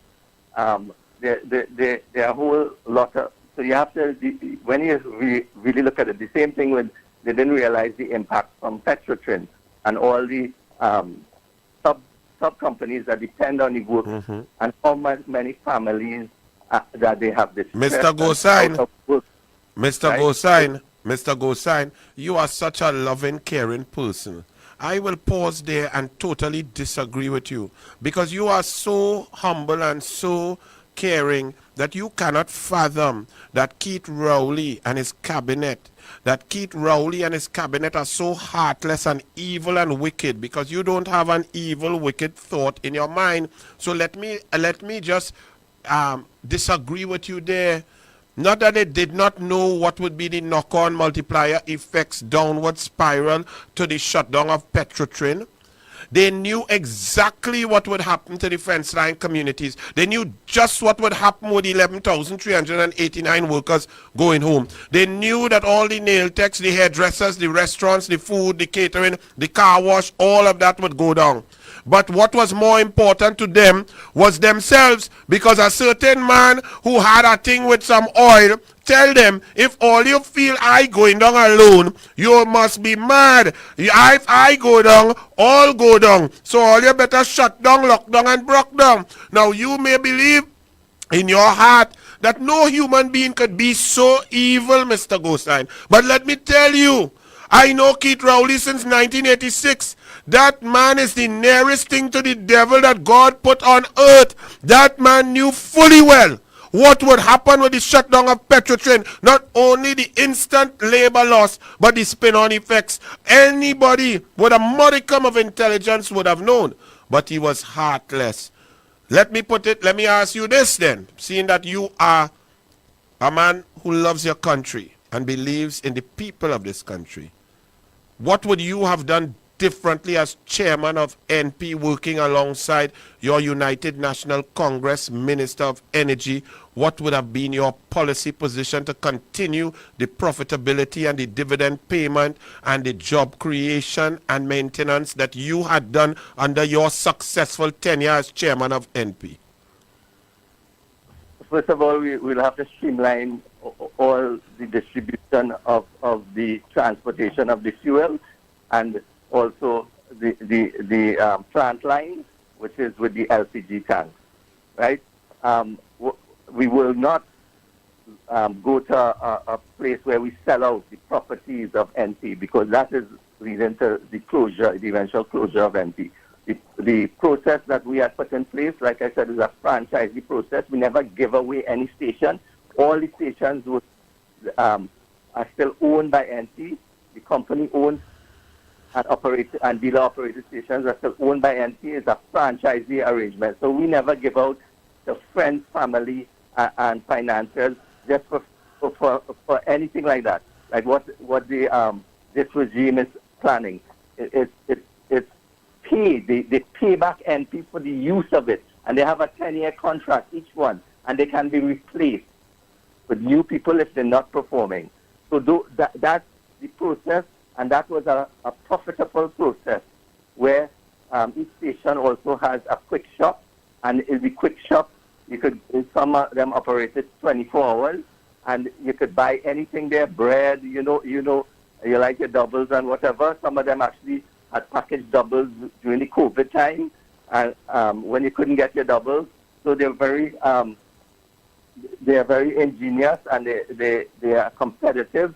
And you could go anywhere and get anything in your quick shop. While I appreciate the ingenuity, I is a doubles purist. I don't even like my doubles wrap, because my doubles must have the free to air oxygen of Trinidad and Tobago. The taste of an open double straight slap on your hand is different after that. The doubles man twist it and you put it in a bag. So I would not have even tried that nice attempt. I took my 73 days without doubles, my punishment by the People's National Movement. I took it like a man.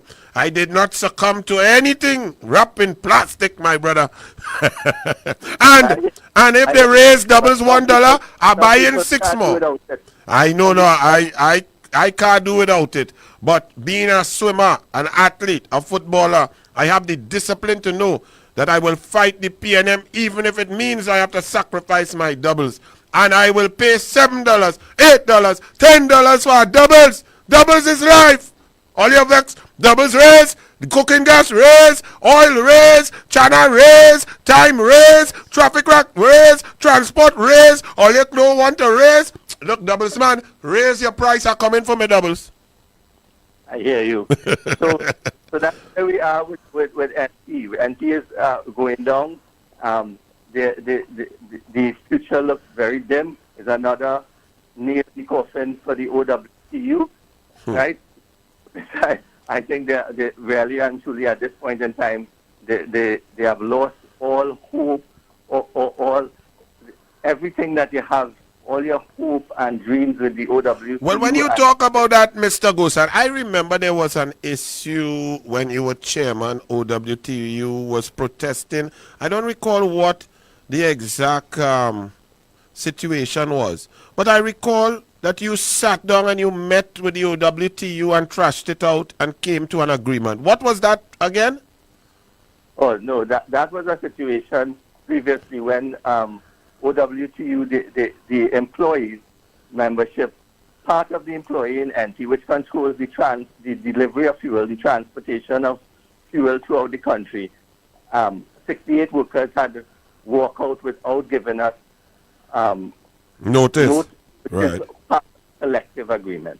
It's our agreement that they must give us 48 notice, and they didn't give it. Right. And that's a process that we had to go through, where we had to we actually had to fire 68 workers. Well, they didn't live up to the collective bargain, but right now under the PNM, there is no such thing as collective bargaining right now. But after we fired that, every Monday morning, it used to affect the delivery. Well, they would be chanting and protesting and give us trouble to deliver the fuel to Trinidad and Tobago. After we removed those 68 workers and we went through the court process, and eventually NT brought back the 68 workers under this regime. But what I must say is, after that, every Monday morning, all the fuel was delivered on time. After that, we never had an issue after that. And like all government, state-owned companies, wholly owned companies, NP is overstaffed. And that is why we have a lot of problem right now with NP making also to carry on and be profitable. One of the things is that they are overstaffed, and the management and of NP has a really hard time managing the overstaff, and Petrotrin was overstaffed as well. So what should have been done is that we come to a collective agreement with the OWTU and the management how to manage that and how to move forward. If we had to make the company part that some of the employees own part and buy into it to continue so that everybody is able to move forward with the company and even give the company time to go public, where it could actually citizens of Trinidad and Tobago could buy part of NT so that NT can be profitable. Right? The system set up with the quick shop and the operation through the franchisee arrangement for the operation of the gas stations is a good model. It's a way that NP makes money every month. Like so, one of the stations that I remember out at Diego Martin actually pays NP $100,000 a month. It depends on the volume of the gas delivered, the throughput to the station. Yes. Right? It is calculated on that basis. So just one station gives that. Imagine how, and we have approximately 75 stations owned by NP, and the lands are owned by NP.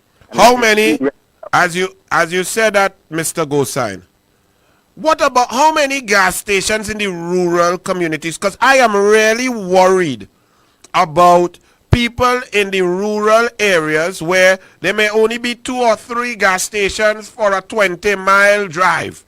If these people are now put at the mercy of unscrupulous businessmen who can mark up as much as they want, wouldn't the people in the rural communities like Maruga, Tableland, like Mayaro, coming down into Sangre Grande, up there, deep into Comuto, Manzanilla, Point 14 and Labre, wouldn't these people be at greater risk than in the town areas or the city areas where there is a higher level of competition? It may be more difficult for the ones in the cities to collude, even though we know that all the banks seem to have the same interest rates.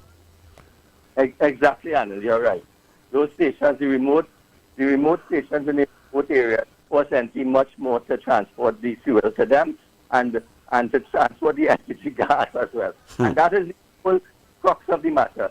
So now, if this thing is privatized, the obviously those owners of those stations going to tax and add-on costs for the transportation from NT to their gas stations, right? They're going to add on handling and maintenance costs and all these things. So those people are going to be hit very hard with at their pocket with these extra costs. Just like you said, you're seeing it exactly like that. Exactly what you say is what's going to happen. That is going to happen. Wow, that is very, very, very scary. On some other issues, Mr. Gosine, Police Service Commission collapse. What say you? We wait with bated breath to find out what exactly happened there under Bliss Prasad.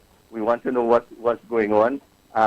We leave it up to, we're not getting the answers. Everything is shrouded under secrecy. We want answers from the president. We want answers from the prime minister. The opposition is trying to get the answers, acting on behalf of the people. We're not getting the information. Nobody's coming out and saying what really happened there. So everything seems to be in a crisis right now. And that's where we are. Now, I lived in Maracas Valley, St. Joseph, in my early years, 1974 to 1980, before I legitimately passed for my first choice, Fatima College, the best school in Trinidad and Tobago. And my brother had preceded me.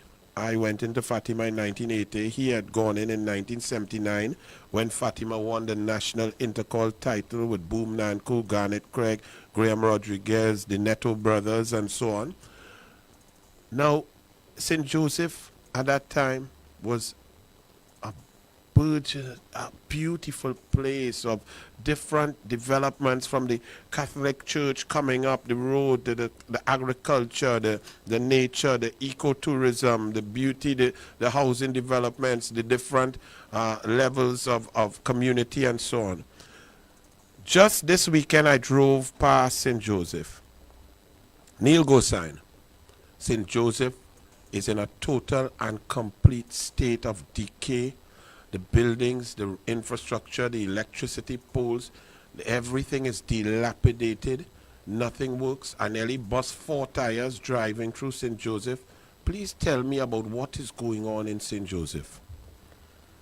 Well, in St. Joseph right now, we don't have any real representation, right? We have an MP that needs to take up the mantle and deal with the situation that is St. Joseph, make St. Joseph great again. It could be the word. Along the just as you say, the road. In fact, if you drive down that road there in front of SAGs, have you seen that road? How it has deteriorated and schools are not open. You can't drive down that road. That road has about 1,000 potholes. It's really terrible, right? So I think that falls in the St. Augustine constituency, but it borders our constituency as well. Yes. Right? Water, electricity is a problem. A lot in St. Joseph and my tower and various areas within St. Joseph. So we really have very poor representation in St. Joseph, and we really need to get it working again. And you see it right. You used to live in St. Joseph. St. Joseph was a beautiful place. The whole system seems to be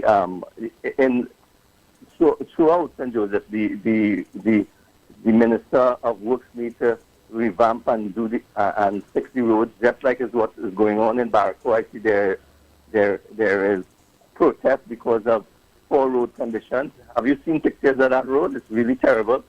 Pictures, video, I drove on it, and St. Joseph is just like that. And as you say that, let me big up my MP fighting for the people, Michelle Benjamin. That's what we're talking about. Rohan Cinnamon, fire burn you, use the only honest Indian. Tell me about Bridgemans. Tell me about K. Donna. Tell me about an interchange that drop into a KFC bucket. And Rohan Cinnamon.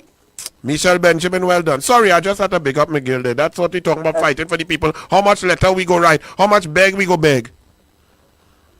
Sorry, Anil, say that again. I say how much letter we go write, how much beg we go beg. People busting tire all every day. Each individual had to bust a tire and a rim. Understand that Rohan Sinane came out at him. It cost 365,000 to clean, man. Well, clean up the road and patch the road. Rohan, you want to study your own interchange in KFC? How much they give you for that? For the state land that was Kadona? How much bridge you build going up by you, your house in the country there? How much bridge and highway end up in your gateway? Rohan Sinanan, you studying? Why you don't fix the people road? He telling people, look at you, you telling me St. Joseph Roads is the worst you have ever seen.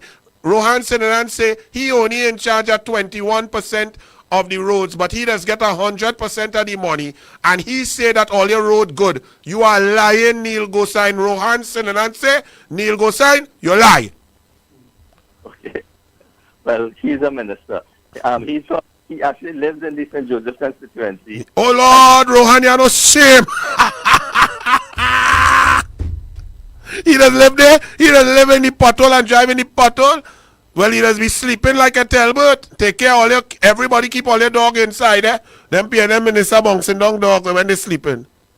And there's a bridge in the constituency, right, very close to him, that has been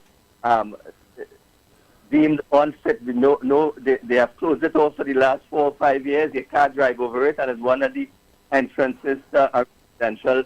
It's one areas that you need to use to exit another area. You only have a pathway that way. Is a crucial area for the residents to enter the road and leave the road, and it has been like that for the last 4 or 5 years, and it's just taped up with yellow tape. Danger, and you can't go through it. And he lives very close to that street as well. I make a mistake the other day when I was driving through St. Joseph, and I wind down my windows to get some of the breeze when I was going up a little higher now. And about 4 mosquito big like Kobo jump in my van there, and I take about 20 minutes to get them out, driving at about 60 kilometers trying to get them out. When is the last time all you even see in St. Joseph insect vector spraying and so on? What all you trying to do? Get dengue on top of COVID? Exactly. We haven't seen insect vector spray in this area, and remember, St. Joseph also includes bamboo number 1, right? And then St. Augustine has bamboo number 2 and bamboo number 3, and it's an area that is predominantly flooded, and especially in the rainy season, and the mosquitoes that we are being attacked by is tremendous right now. It's really terrible. And we have, I don't know if insect vector operation, if they have spray to buy. No, they don't have, because even Diego Martin, where I is, and Rowley is my MP, and Coleman Butt, and then the nosebreaker, the clong they find to put in the dunce who get in on the 20% list in Fatima and admit he's a dunce. At least he admit he's a dunce. Me smell that stinkness, you know it smell bad there. Me hear the noise, and me smell that in about 3 years. The only good thing I lucky at home is I just keep my windows closed right through, so they don't get chance. They just bite up my dog through the fur, but mosquito don't get a chance. What about Abercrombie Street and Farm Road in St. Joseph? Farm Road, the people there, they have poor drainage. I mean, it's a residential area where squatting, but infrastructure was brought under the People's Partnership and under the UNC previously to the area. It's only during elections that I think the MP visits that area to get the votes, because they have approximately 500 and something votes in that area. But it's poor drainage, mosquitoes. The people suffer for anything that they need in that area. It's really bad. I don't know if you ever went through that area, but I've gone through that area. I've not been there for about 8 years. Yeah. But what about the UNC councillors who are trying their best hard work? And I tell you, I love all councillors, because them deserve a hug up, a shake hand, a pat on the back, because to be a councillor, You're seeing the problems, you're hearing the problems, you're living in the problems, and all you could do is bounce up a dotish, heartless PNM ministry, local government, and other agencies who don't take you on. The Seema Ramsaran, Augustine, and Amit Suknanan, talk to me about the work that they're trying to do out there. One thing is that the councillors are very active in St. Joseph, but they don't get the funding that is required to clear the drains or to clean the areas, especially right now with the flooding. They need to clean the drains, and they're very active. They're always trying to help the residents and citizens and get private donations. Sometimes Mr. Suknanan has hired backhoes himself to clear drains. Seema has done the same thing. I know both of them quite well, and they are very, very active on the ground, always moving around trying to help. But with the limited resources, it's very difficult. They really need to support the councillors more and give them more resources to even down to collecting the garbage within the constituency. There's always issues. Well, Mr. Gosine, then you have to elect in St. Joseph.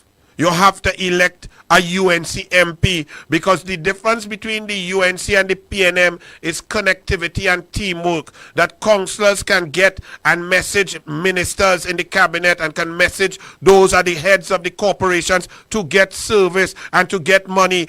The UNC ensures that releases go to local government on time. I just had Dr. Alan Sami here, and he was talking about serving 90,000 people down in the southwest there with two backhoe, and if you get a flat tire in one, the backhoe, it take a whole day or two to change the tire. You are now saying that these two councillors have to use their own money to probably rent and lease a backhoe for a day or two to clean out drains that the PNM supposed to clean. They have a PNM MP, they have a PNM corporation, they have PNM local government minister, they have the PNM prime minister, they have the PNM cabinet, they have the PNM budget, they have the PNM in control, and they do not care about people. I put it to you, Mr. Gosine, that the UNC must take over that entire area and Trinidad and Tobago to serve people.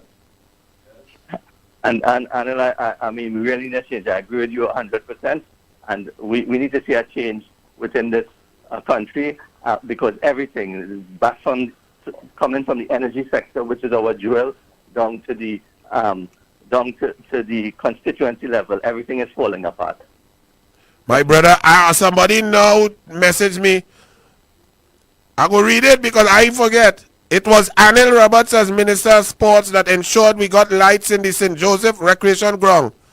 I remember personally sending a letter to you on behalf of the constituents as former vice chairman of the constituency, and you gave us action. Well, I forget, because you see me, it is very simple. You get letter, you get request, handle it. Do the business. Regardless of who, where, why, what, when it come from, you swear to do your work as a MP, do the work. So I even forget that. You remember that? Yes, I remember. Boy, I stupid, yes? Mr. Neil Gosine, former chairman of NP. Take a minute, sum it up, talk to the people.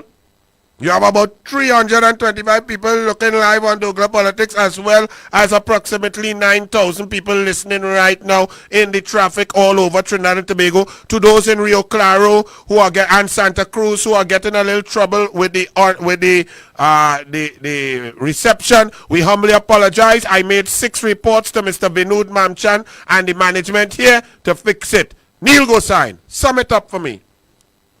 Well, we really need a change right now within how everything is being handled within this country. Everything seems to be falling down. We have possibly a constitutional crisis brewing. The energy industry is at its lowest that we have ever seen. We have problems with rising gas. We have problems now with LPG, with this fiasco with NP, and what they have tried to do. I think the main problem is the transport and maintenance of the LPG tanks, which they try to introduce a service charge, which went awry here. And so the main thing is that we really need a change in this country. We need better governance, a more caring government and a better governance. And under the previous regime, which is the UNC, party, we never saw all these problems. The previous board of NP was profitable. It's not profitable. Gas is going to, the price of gas, liquid fuels at the pump is going to hit us. We don't know what the future holds, possibly cartels in the future, higher pricing. Pressure for the people. Mr. Neil Gosine, I thank you very much for spending time with us on Coffee and Doubles U97.5 FM. Keep up the great work. Link with your team. The UNC, we operate as a team. We don't play games. We will work from the ground up. And everyone can get on to the ministers, the Prime Minister. Kamla Prasad Bisesa I saw it with my own eyes, used to answer 800 emails per day. Over 1,500 WhatsApp, well, it was BBM at that time, into WhatsApp messages and text messages, as well as 150 letters per day, as she was in the office right through. Keith Rowley does only hit 150 balls per day. So Neil Gosine, former NP chairman, UNC St. Joseph, thank you very much, my brother. U97.5 FM. We join MCTV for your news in the traffic. Thank you, Anil. Bye-bye. Blessings.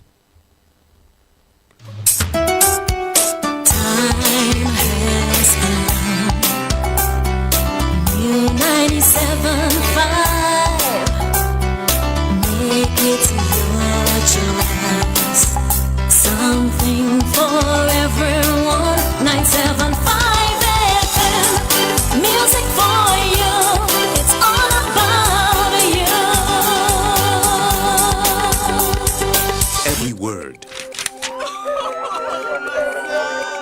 every line, every paragraph depicts a real moment in someone's life. A father, a sister, a mother, a brother. We at Newsday are dedicated to you, the people, and through independent, unwavering journalism, strive to always bring your stories to life. Because your stories are more than just words. Newsday. Independent News and on MCTV. This is the 8 a.m. news on MCTV and U975 Hot Like Pepper Radio. I am Andrew Chan. Good morning once again. 5 people have died between Monday and Tuesday as a result of gun violence.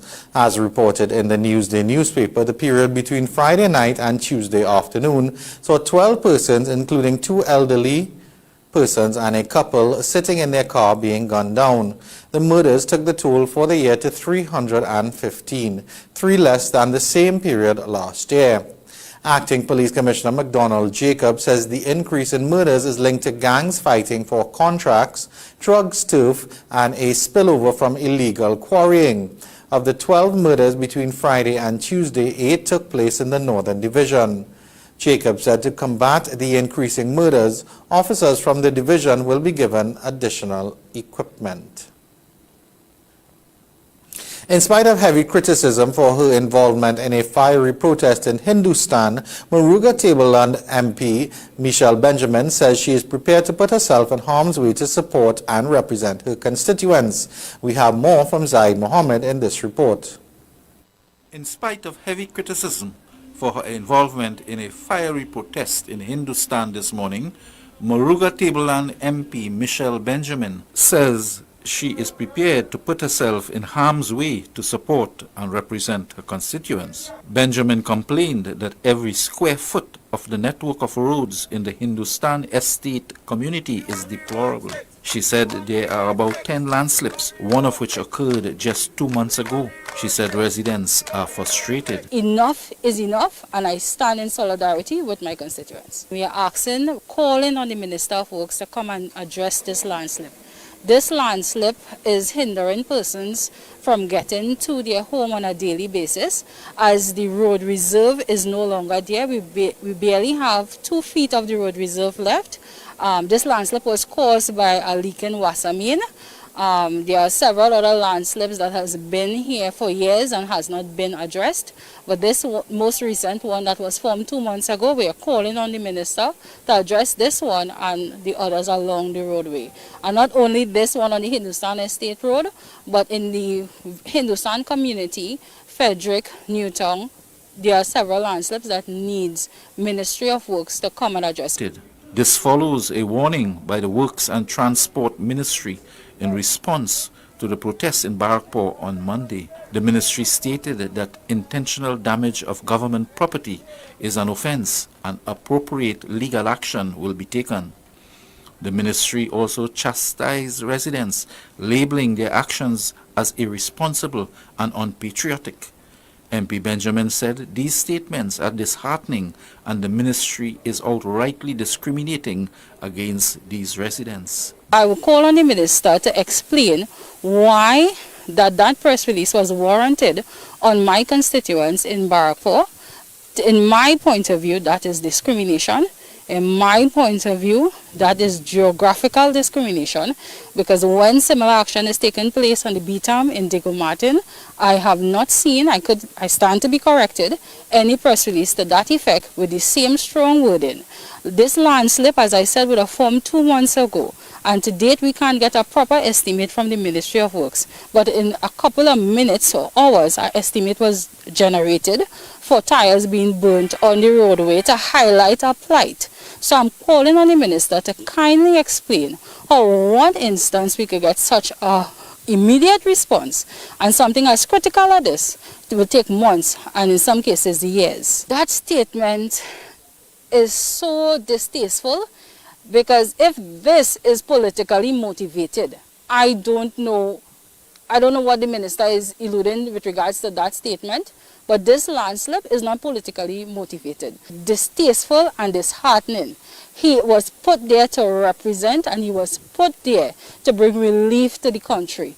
And this was caused by WASA. My constituency did not cause this, nor did I cause this. Benjamin says the constituents will not back down and are also seeking legal counsel.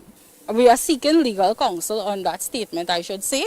And should TTPS investigate and any action is ensued on my constituents have the right also to sue these state agencies, because we pay tax and this does not reflect some area that is paying tax. Nothing has been done on this roadway. Additionally, Oropuch East MP Dr. Rudal Munilal is calling on Works and Transport Minister Rohan Sinanan to apologize to residents of Barrackpore.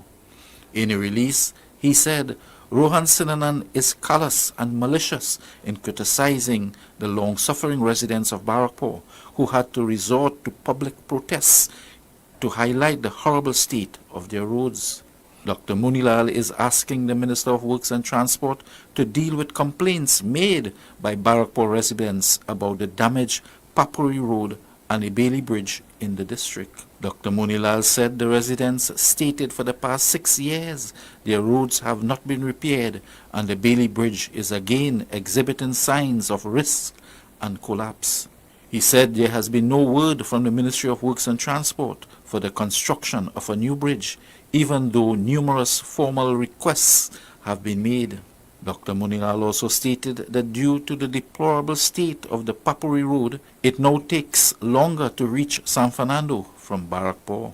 Meanwhile, a recent assessment has indicated the Rocha Douglas Road is generally good, despite localized failures caused by the Water and Sewerage Authority. This came from the Ministry of Works and Transport following fiery protests in the Barrackpore area yesterday. Burning debris was placed at various points along Rocha Douglas Road, Papuri Road, Kanhai Road, St. Croix Road, and Oropuch River Road, which serve as major connectors into the Barrackpore area.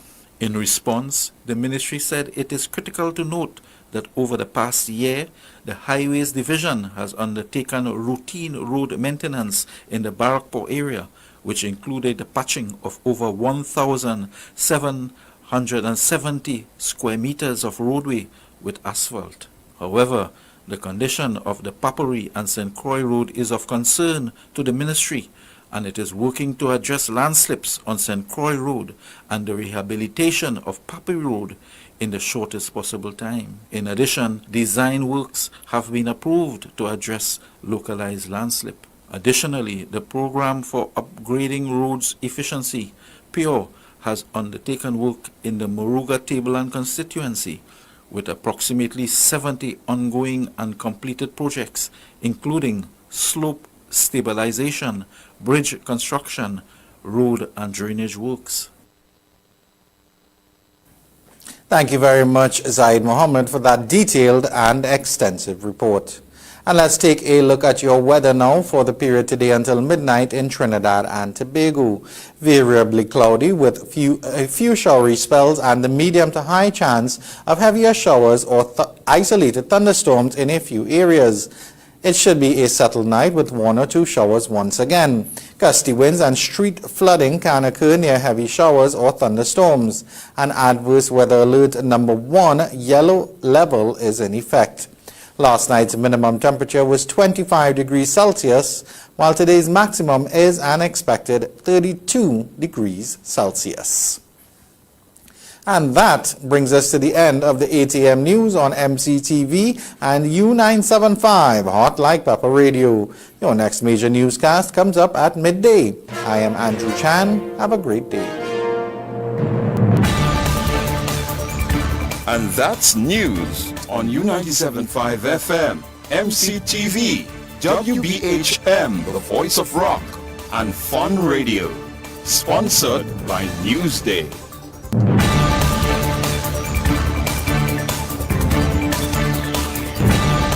Every word,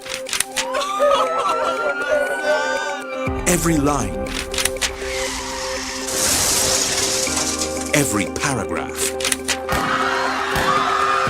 depicts a real moment in someone's life. A father, a sister, a mother, a brother. We at Newsday are dedicated to you, the people, and through independent, unwavering journalism, strive to always bring your stories to life. Because your stories are more than just words. Newsday, independent and credible. Welcome to the Value Optical Rock the Frame Festival red carpet where we... Wait, Rennie, is that you? Yes, darling. Okay. Hey, it's me. I get 15% off these frames and another 10% off the add-ons. Tell us some more. The Rock the Frame Festival is on now with fabulous deals on frames and lenses. There you have it, folks. Book online or hurry down to rock your look at the Value Optical Rock the Frame Festival now. Value Optical, expert care for your eyes.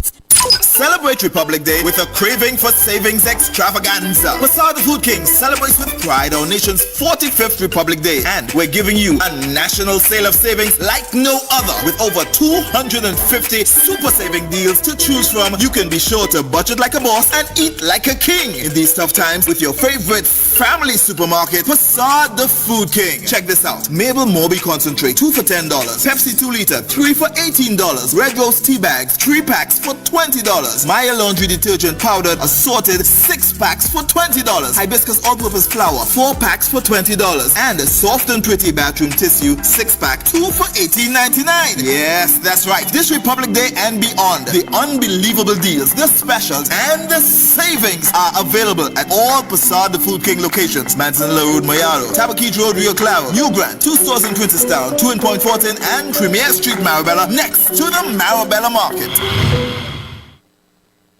ST2 Industrial Services, a STO certified company, specializes in the following: abrasive blasting, industrial, marine, and commercial painting services, installation of acid linings, tank linings, and complex coatings in the petrochemical industry, process plants turnaround, abrasive blasting and painting services, coating inspection services, pressure washing, specialized structural concrete repairs, in-house NACE coating inspectors level 1 to level 3. Our abrasive blasting and painting facility is located in the Point Lisa's Industrial Estate. All work is performed by certified blasters and painters. Contact ST2 Industrial Services Limited, a STO certified company, at 269-0516.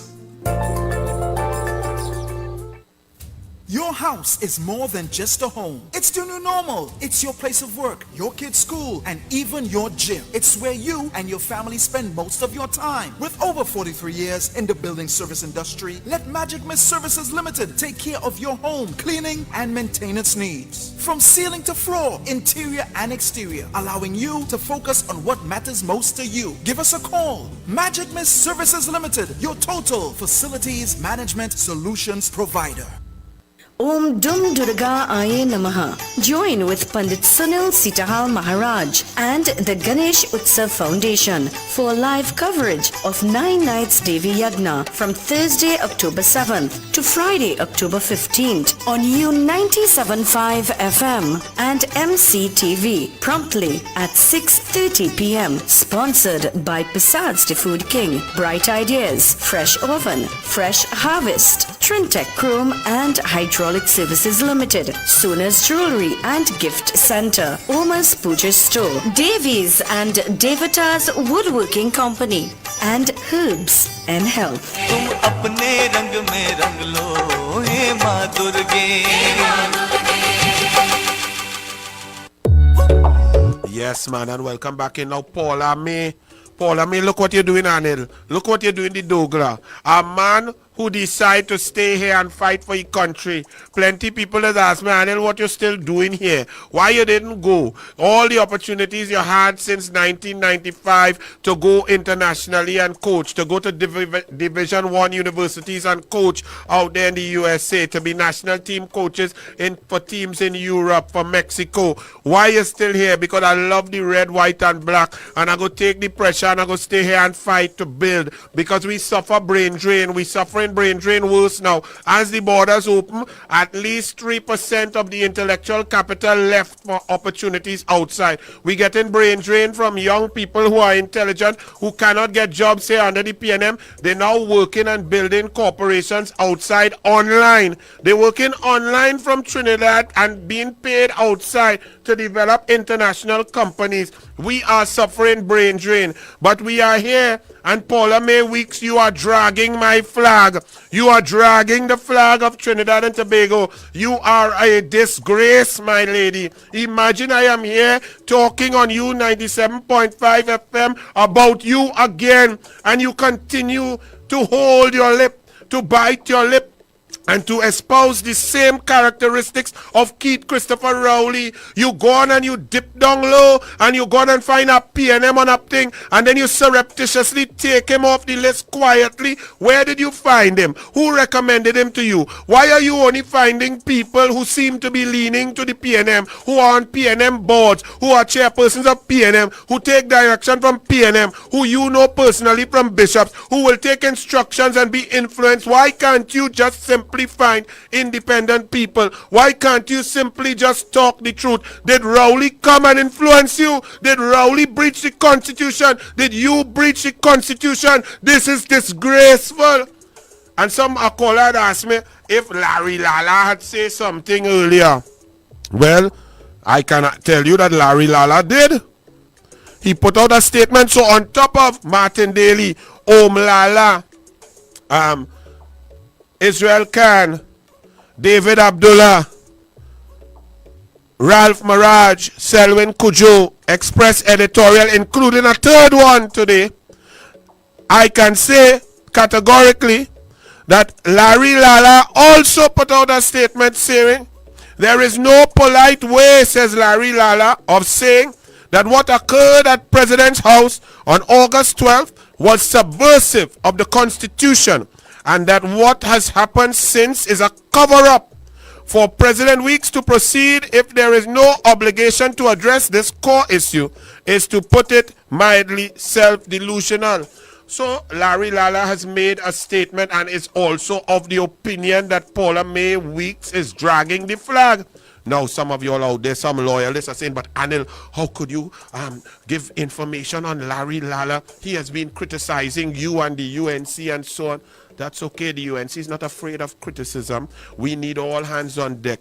We will unite to defeat the PNM. Look at Ansel Roger is now agreeing with Kamala that this budget was a war on the people. So we need to unite. You don't have to like me. We're not going into a marriage. You don't have to hug me up. You don't have to cook sada for me. You don't have to. I don't have to hug up Larry Lala and take him out to dinner.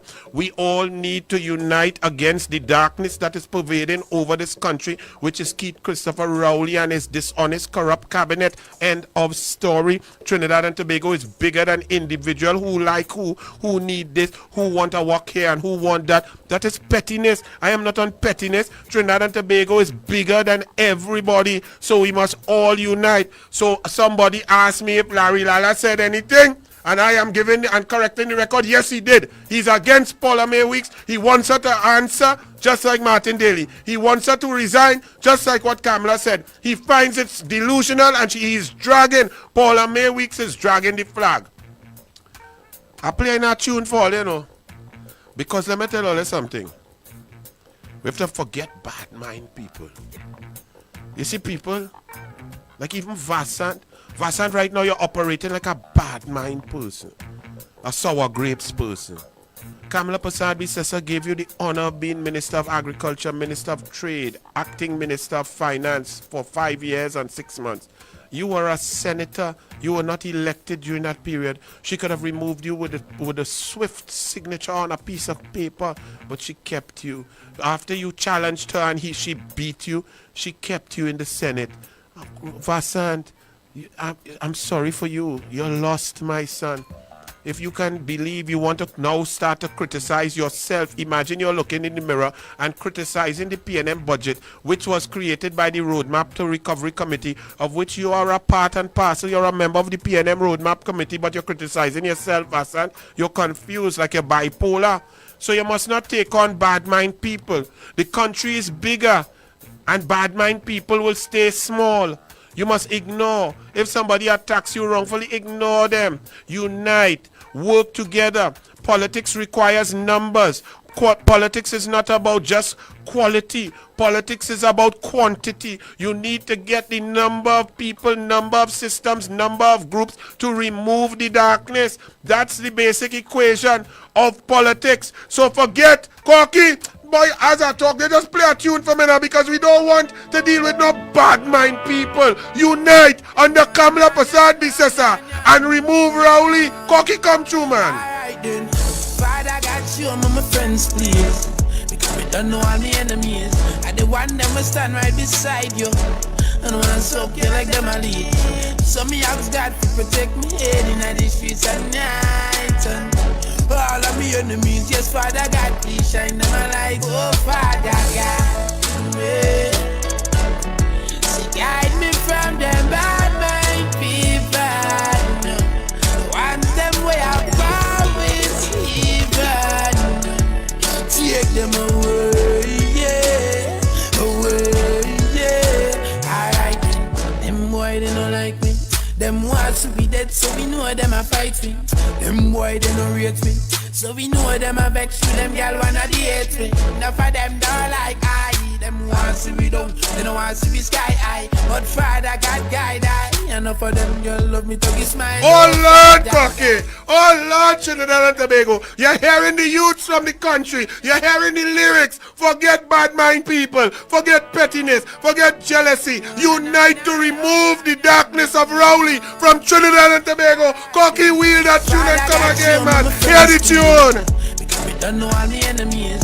I the one them will stand right beside you. And wanna soak you like them a lead. So me ask God to protect me head in the streets at night. And all of me enemies, yes, Father God, please shine them a light. Oh, Father God, yeah. So guide me from them bad mind people. The ones them way I promise even. Take them away, yeah,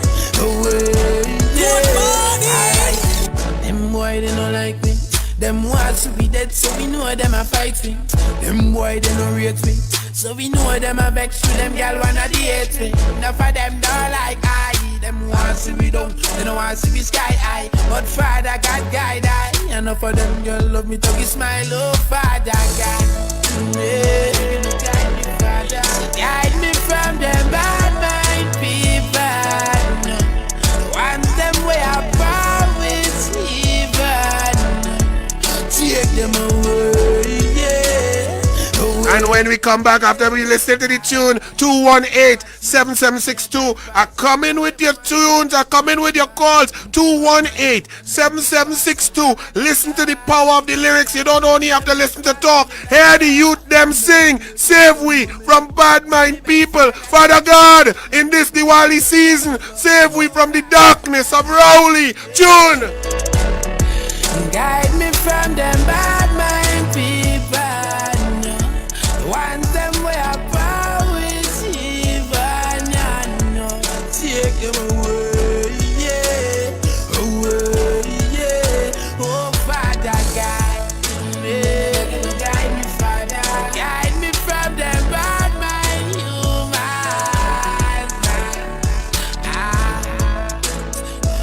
No. Take them away, yeah. Away, yeah. Alright. Father God, show me my friends, please. Let me know my enemy.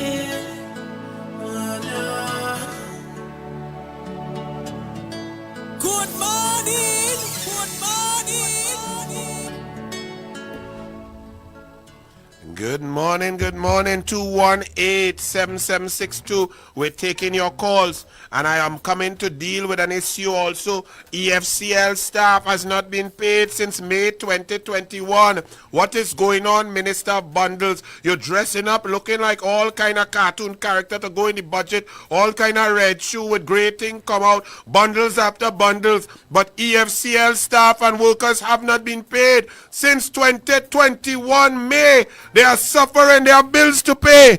Good morning, 218-7762. Good morning. Mr. Anil. Yes, sir. Morning to you, sir. Morning. How are we going to make all with one gas station in Beach Boy? We're 15 miles away from San Grande. We're 15 miles away from Claro. And no road is good. If you travel from San Grande, Kunopa, Son and Manuel, from the Grande Market straight up to your Claro, there must be a million for schools. Come on to the Consultation, but nobody, we just been neglected in Beach. Oh, good. Lord have mercy. One gas station for 15 miles. You see what I'm saying? And do you all know now that the entire population of Beach and environs will be at the mercy of that? Whoever get that and whoever could free up that and liberalize that, they could mark up the gas how much they want on all you? Boy, I don't know. You talk about water pressure. Well, we get a little bit from since yesterday. More than 2 weeks ago, no water. You rest of finding Beach here, you know. Thank you, my brother. Just imagine the villagers of Beach raise funds here there and pat some pothole on the Kunapa Beach Road. Hold on, but all you're not patriotic. Rohan Sinanan say Michel Benjamin not patriotic. He is patriotic to leave our roads like that. If we have 500,000 drivers and everybody busts one extra tire, that an average price of $600 per tire, that is $30 million you have cost the taxpayers of this country. He talking about the tire, burn the road, and it costs $300,000 to clean up. All right, my brother. God bless. 300,000 and Michel Benjamin is not patriot. Rohan Sinanan, go and scratch your short. Look, let me take a call, yes? Good morning. Hey, I statement. Nobody are living up there. Yes. Yes. The cartoon lady. Nobody lives there. Yes. Nobody lives in the Ministry of Sport either, because nothing for sport, nothing in the budget, all the stadia, all the facilities dilapidated and a cow grass, bush, all of it. Nobody lives there in the Ministry of Sport. Hello? Oh Lord, I take it too long. Go, 218. I'm talking too much. Let me take my callers. Hello. Good morning. Good morning, Anil. How are you this morning? I am all right. I need some more doubles. I'm paying $7, $8, $9 for doubles. I don't care. Love my doubles. All you raise the price. All you didn't raise the price for years. This one, if the doubles is $55, I will pay that in a minute. Exactly. People need to understand a doubles man is not like Rowley and the cabinet. They can't recuse themselves in order for their friends and family to get contracts. Who good? You hear that recusal list I read out from Saddam Hussein yesterday morning? It take me about 11 unfettered minutes. Well, I have no words, but I want to commend the opposition on doing their job this morning and hold it account. But Anil, I am here and calling on behalf of I'm calling on behalf of the UNC UTAM as we issued a press release this morning, and I wanted to read it out for your viewers. Right. Right. So the UNC National UTAM supports the Honorable Kamala Prasad Bissasa's call, and we say that the President must define or resign. The UNC National UTAM has noted with concerns the statements from the political leader relating to the very publicly political matter concerning the Police Service Commission. We concur with the UNC leader that this is not supposed to be political, as the President ought to understand her role within our Republican Constitution. The leader of the opposition, the Honorable Kamala Prasad Bisasa, has placed in the public domain 5 critical questions for Her Excellency Paula May Weeks, ORTT, to respond to, which up to this time, she has not. 1. The President must define why the Police Service Commission merit list for acting Commissioner of Police was not presented to Parliament. 2. The President must define if the Prime Minister, Keith Rowley, who interfered with the Police Service Commission merit list at the President's house to disrupt the process of the appointment of the acting Police Commissioner. 3. The President must define if Ernest Cowlas's name deliberately removed from the nomination list after his close association with the PNM became public, and if so, on whose instruction was this done? Is she the President or is the PNM the President? We need Good to question. get that clear. Number 4. All your youth bright. The President must define. Well, it's only the UN. Well, I'm going to get the President must define. 4. Why was she attempting to rush through names to the Parliament without the input and the views of the leader of the opposition? 5. The President must define her response to a letter sent to her signed by all 19 opposition MPs concerning the events of the Police Service Commission scandal. I say, Madam President, if you cannot explain or you refuse to do so, the only proper thing to do is to resign and rid the office of the President's perception of political interference. We have grown accustomed, Anil, to the shamelessness of politicians. But when the presidency is colored with cloak of political inclination, it is unforgivable and regrettable. You have gained the country's respect as a jurist. Now you must explain to the population what happened that night. If not, you will be failing in the very duty of transparency and good governance, which you preach from the ivory towers of your lofty office. By the President's silence, one may only assume that there is more beneath the surface. It is very clear that the President has brought the sacred office of the President into disrepute by these dangerous accusations. We fully support the opposition leader, the Honorable Kamala Prasad Bisasa, in her call as the President must resign. Thank you, my brother. God bless and well said, well done. I'm very impressed with all your youths and them. 218-7762. Oh, Lord. Good morning, good morning, good morning. Welcome to Coffee and Doubles. Good morning, Anil. I had my doubles last night, boy. Saw doubles on Peter Avenue, $5 for one. Hey, delicious. They are quite good, you know, quite good. Yeah. Yes, and consistent. I eaten sauce way back in the 80s, boy, in Chirep, and I know the quality. You eating there after you went by Val Park there by Johnny. What was the name of that club, boy? JB's? JB's, no, do date me now, man. I gotta keep that hidden. Yes, we used to lime there, JB's. We used to party there and then go and eat sauce doubles. Don't try it. You're playing young boy. well, back in those days, that used to be in JB's too, so. Oh, Lord. So let me hush them out. Yes. Talk and to I me. remember a guy by the name of Anil Roberts was my uncle lawyer. I know he might be related to you. Yes, boy. He turned 80. He turned 80 last month, boy. 80 and going strong, Al Roberts. Right. But that's good. God bless him, man. Thank you, my brother. My uncle Tony Mark passed away last year. Oh, Lord. God bless. Condolences. Talk to me. I listened to that caller, that youth caller, boy. That was succinct and direct to the point, boy. Those youths ain't playing, boy. They know what they're talking about. But exactly. And then they want to criticize Kamala for putting young people in the parliament. Oh, they cool it. You young people brighter than we. We had to go. If I's 52 now, how long all you feel the douglAr could keep talking loud? So let me go and relax and catch a fish and drink a rum. You know? Maybe the connection. Another thing. Yes. I was listening to the former chairman of MP. Yes. And I understood what he was saying in terms of the government putting back, the NP putting back money into the coffers of the government through Oops, we losing you. Yeah, stay still. Yeah.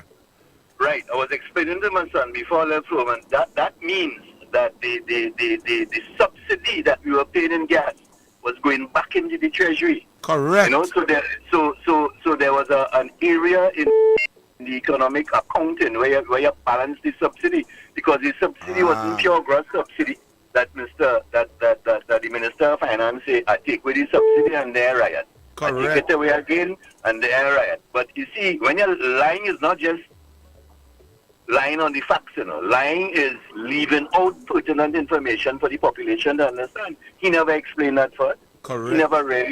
He never really explained that to us. And I remember when I go into work on a morning, there used to be a morning program with Edison Carr and good. You just date yourself there, brother. You just date yourself. You used to party with Dr. Hyde. And Naya Bingi. Yes, man. Go ahead. I grew up in St. Joseph. I'm a St. Joseph boy. Right. So I remember in the 80s, after the NER came into existence, the abandoned estates in Maracas, St. Joseph, and in Santa Cruz were being worked by the URP workers or the youth workers. They used to plant food. Right. And when the PNM came into power in 1991, came back in 1991, that was abandoned. So you had youth workers building box gin in the morning. By 12 o'clock, 1 o'clock, they finish. And they go up into the abandoned estates in St. Joseph, and they were planting food, and a truck will come and take it. I know fellas used to go home with market baskets because it can't take all the cabbage. It can't take all the dashing. You understand? Right. Because it goes stay there and spoil. And the PNM shut that down. They shut that down, and that was the turn of the agriculture. That was the return to agriculture. Wow. Because on the 7 o'clock news break, I heard an agricultural one of the guys from the agricultural society. I think his name was Can. Yeah, he's the goat, sheep and goat man. Yeah. Yeah, he was saying in the 1980s we were 40% or 42% dependent on local crops, and that was true. And what's the percentage now? 12? About 12%. Right? And what you're doing, you dismantle the economy, you dismantle your local industries to take foreign exchange for peddlers to import food from the U.S. And that is what is happening now. For peddlers. Thank you, my brother. Hey, these callers. Oh, good. Thank you. These callers getting brighter and brighter, boy. Let me also tell you all, we still taking calls, but that caller was so brilliant. And when Jolene John, even now, when Kamala Prasad Bisesa and the UNC, even under the Klong Vasan Bharat, who now just turn against because he can't take licks. He get a licking like a finger licking good Kentucky Fried Chicken. Anyway, I eat in Royal Castle.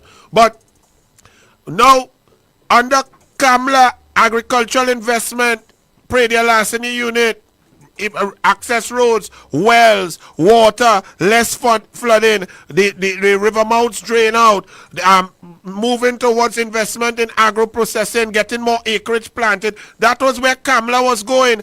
Even in 2020, Jolene John up in Lauketa had some youth men, just like what a man was talking about in the early 80s, going on the land and planting. And Rowley sent he bagman Noel Garcia to shut it down and then describe it as patriotism destroy politics, and now we hungry, we starving. The shipping costs internationally have increased 800% from 3,000 US per container to 28,000 US per container, and we are at the mercy of global food prices and local domestic lack of production. Rowley is a total complete darkness over this country. Good morning. Hello. Good morning, Anil. Morning. Anil, on your douglAr politics and doubles and coffee before you came on, I would have been one who criticized Trump over and over, weak leader. I said it, I'm nauseous. Anil, Kamala has started something that I don't think we understand. This fighting right now, this is what I prayed for from day one. She's out there. We saw the women's arm come out from the UNC. This morning we saw the youth arm came out. They came out with press releases. But Anil, we need to write on what this woman is doing right now. Exactly. We need to, and I want to suggest, listen, we have 19 MPs. Mobilize those constituencies. You don't have to come and support us same. You don't have to come. Let the people, let the country know that we're fed up. You see, my brother, come out right let me tell you something. Yeah. You see, my brother, listen to me very carefully. You know what you just said there? You said you were one of the people. And that's acceptable because the media try to present that idea into the population head day in, day out, TV, newspaper, radio, day in, day out. You see what you just said there is the most critical thing. That you were thinking and believing Kamala is weak and Kamala is this and Kamala because that was fed to you. But now that you have realized and the information that Kamala held together 5 parties, that Kamala performed, that Kamala is strong and she don't play. I is a strong man. I tell you Kamala stronger than me by 10 times. And I am telling you that Kamala got stronger. You want to know why Kamala got stronger today? Because you are now joining with Kamala, and one by one you join with Kamala. Kamala gets stronger, and we can remove the darkness, my brother. So you are correct, and I join you, and I call upon all the UNC MPs to join Michelle Benjamin in the vein of Kamala and shut down the place because it's madness. I agree with you. Madness, this is madness. You've got to move now. God bless, man. Play that tune, Cocky. Don't play Bob Marley soft. Throw it up.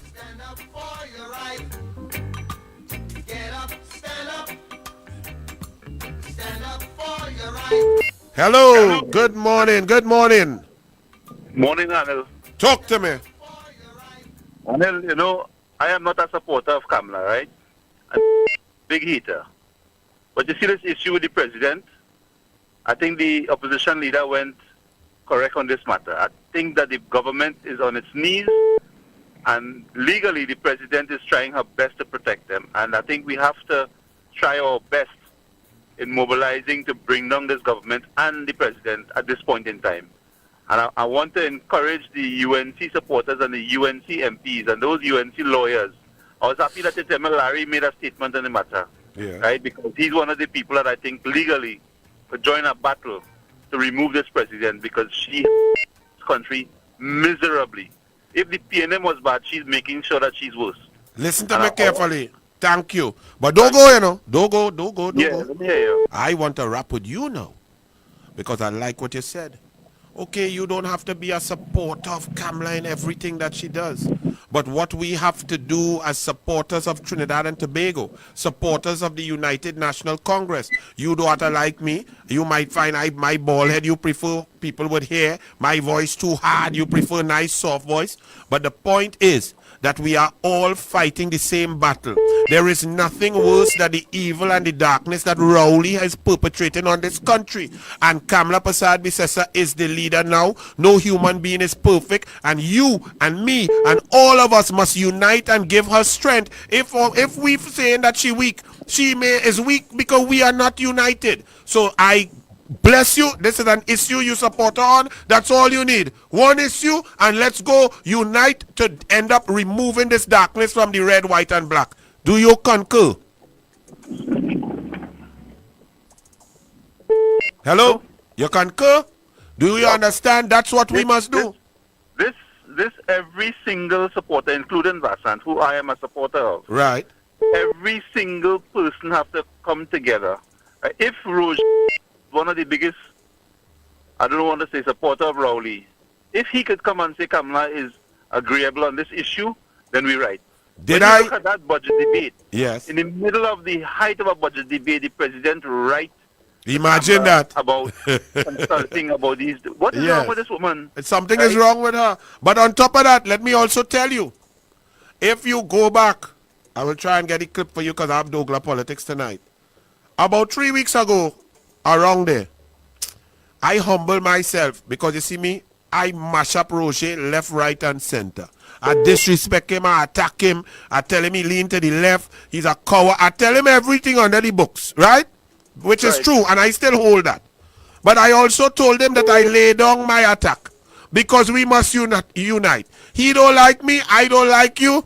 That's okay. We don't respect each other. That's okay. Our country is more important than me and you. So I lay down and rest down my sword against Roger about 3 weeks ago. And I told him, come, talk, let us go, let us unite. And then yesterday I see that he said Kamala was correct and so on. So the lesson here is, you don't have to like me, I don't have to like you. But we have to find common ground to remove the evil from this country. Agreed. Listen, I was in Moruga Monday evening, right? Right. And the drive from San Fernando to Moruga was one of the worst you could find. You see? So when Yes. The people who I was with going to Moruga, they were saying, but what the hell is this boy?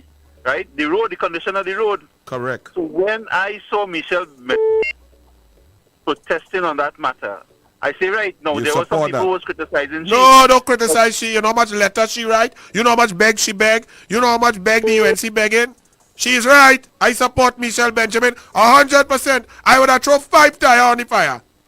That's right. So the people who are not familiar, especially Port take a drive down there. Yeah. Who are not familiar with what the people have to go through. Yes. To go home every day from work or whatever the case may be, right? They don't understand what the people in Moruga you drove on it once and look at the impression it has left on you. Imagine them people who have to drive on that every day, twice a day. Well, I think when I go in Moruga, I could take me 5 minutes. It took me 2 hours. Lord one have way, mercy. You right? see? And remember we didn't want that curfew, so I miscalculated the thing all out. Correct. And so when Michelle Benjamin, who is an opposition MP, that is where the budget debate is. This road cannot be fixed, right? So when Kamala and the other 18 MPs speak about a war on the people, this is exactly what it is. And the people of this country, and I can't wait for the state of emergency to be removed, because I think this is where the government know they will collapse.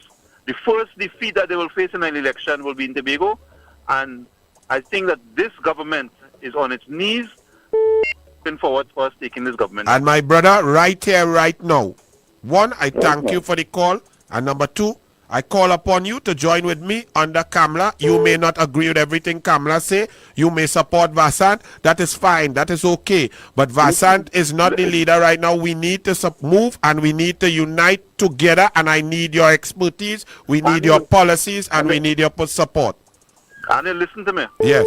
When Kamala became leader of the UNC, I didn't like her and I never supported her. Yes. But I given she full marks. She managed a government of all kinds of people as ministers coming from different all kind of people. 5 years. Yes. So I give you full marks for that. Just she have the capacity. You know, as we go along, I could give all you a little more each morning, each day, about what that lady had to go through, you know. I go give all you so all you will understand. So God bless. Thank you for the call, my brother. Blessings. And that is what we talking about.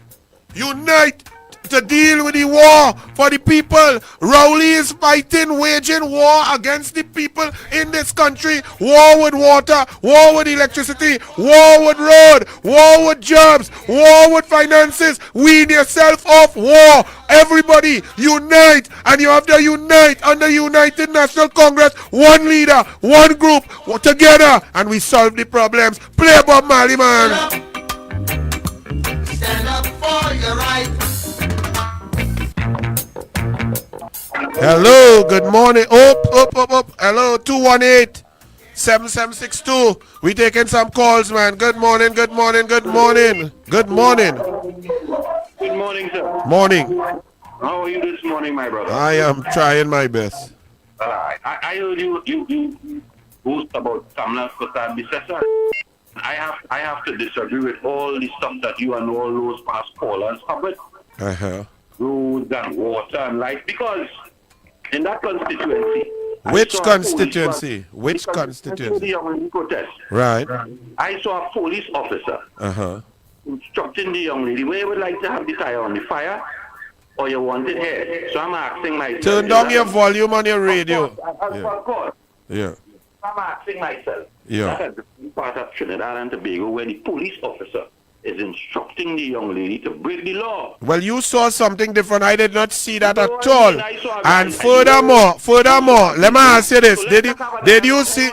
Hey, brother, let me tell you something.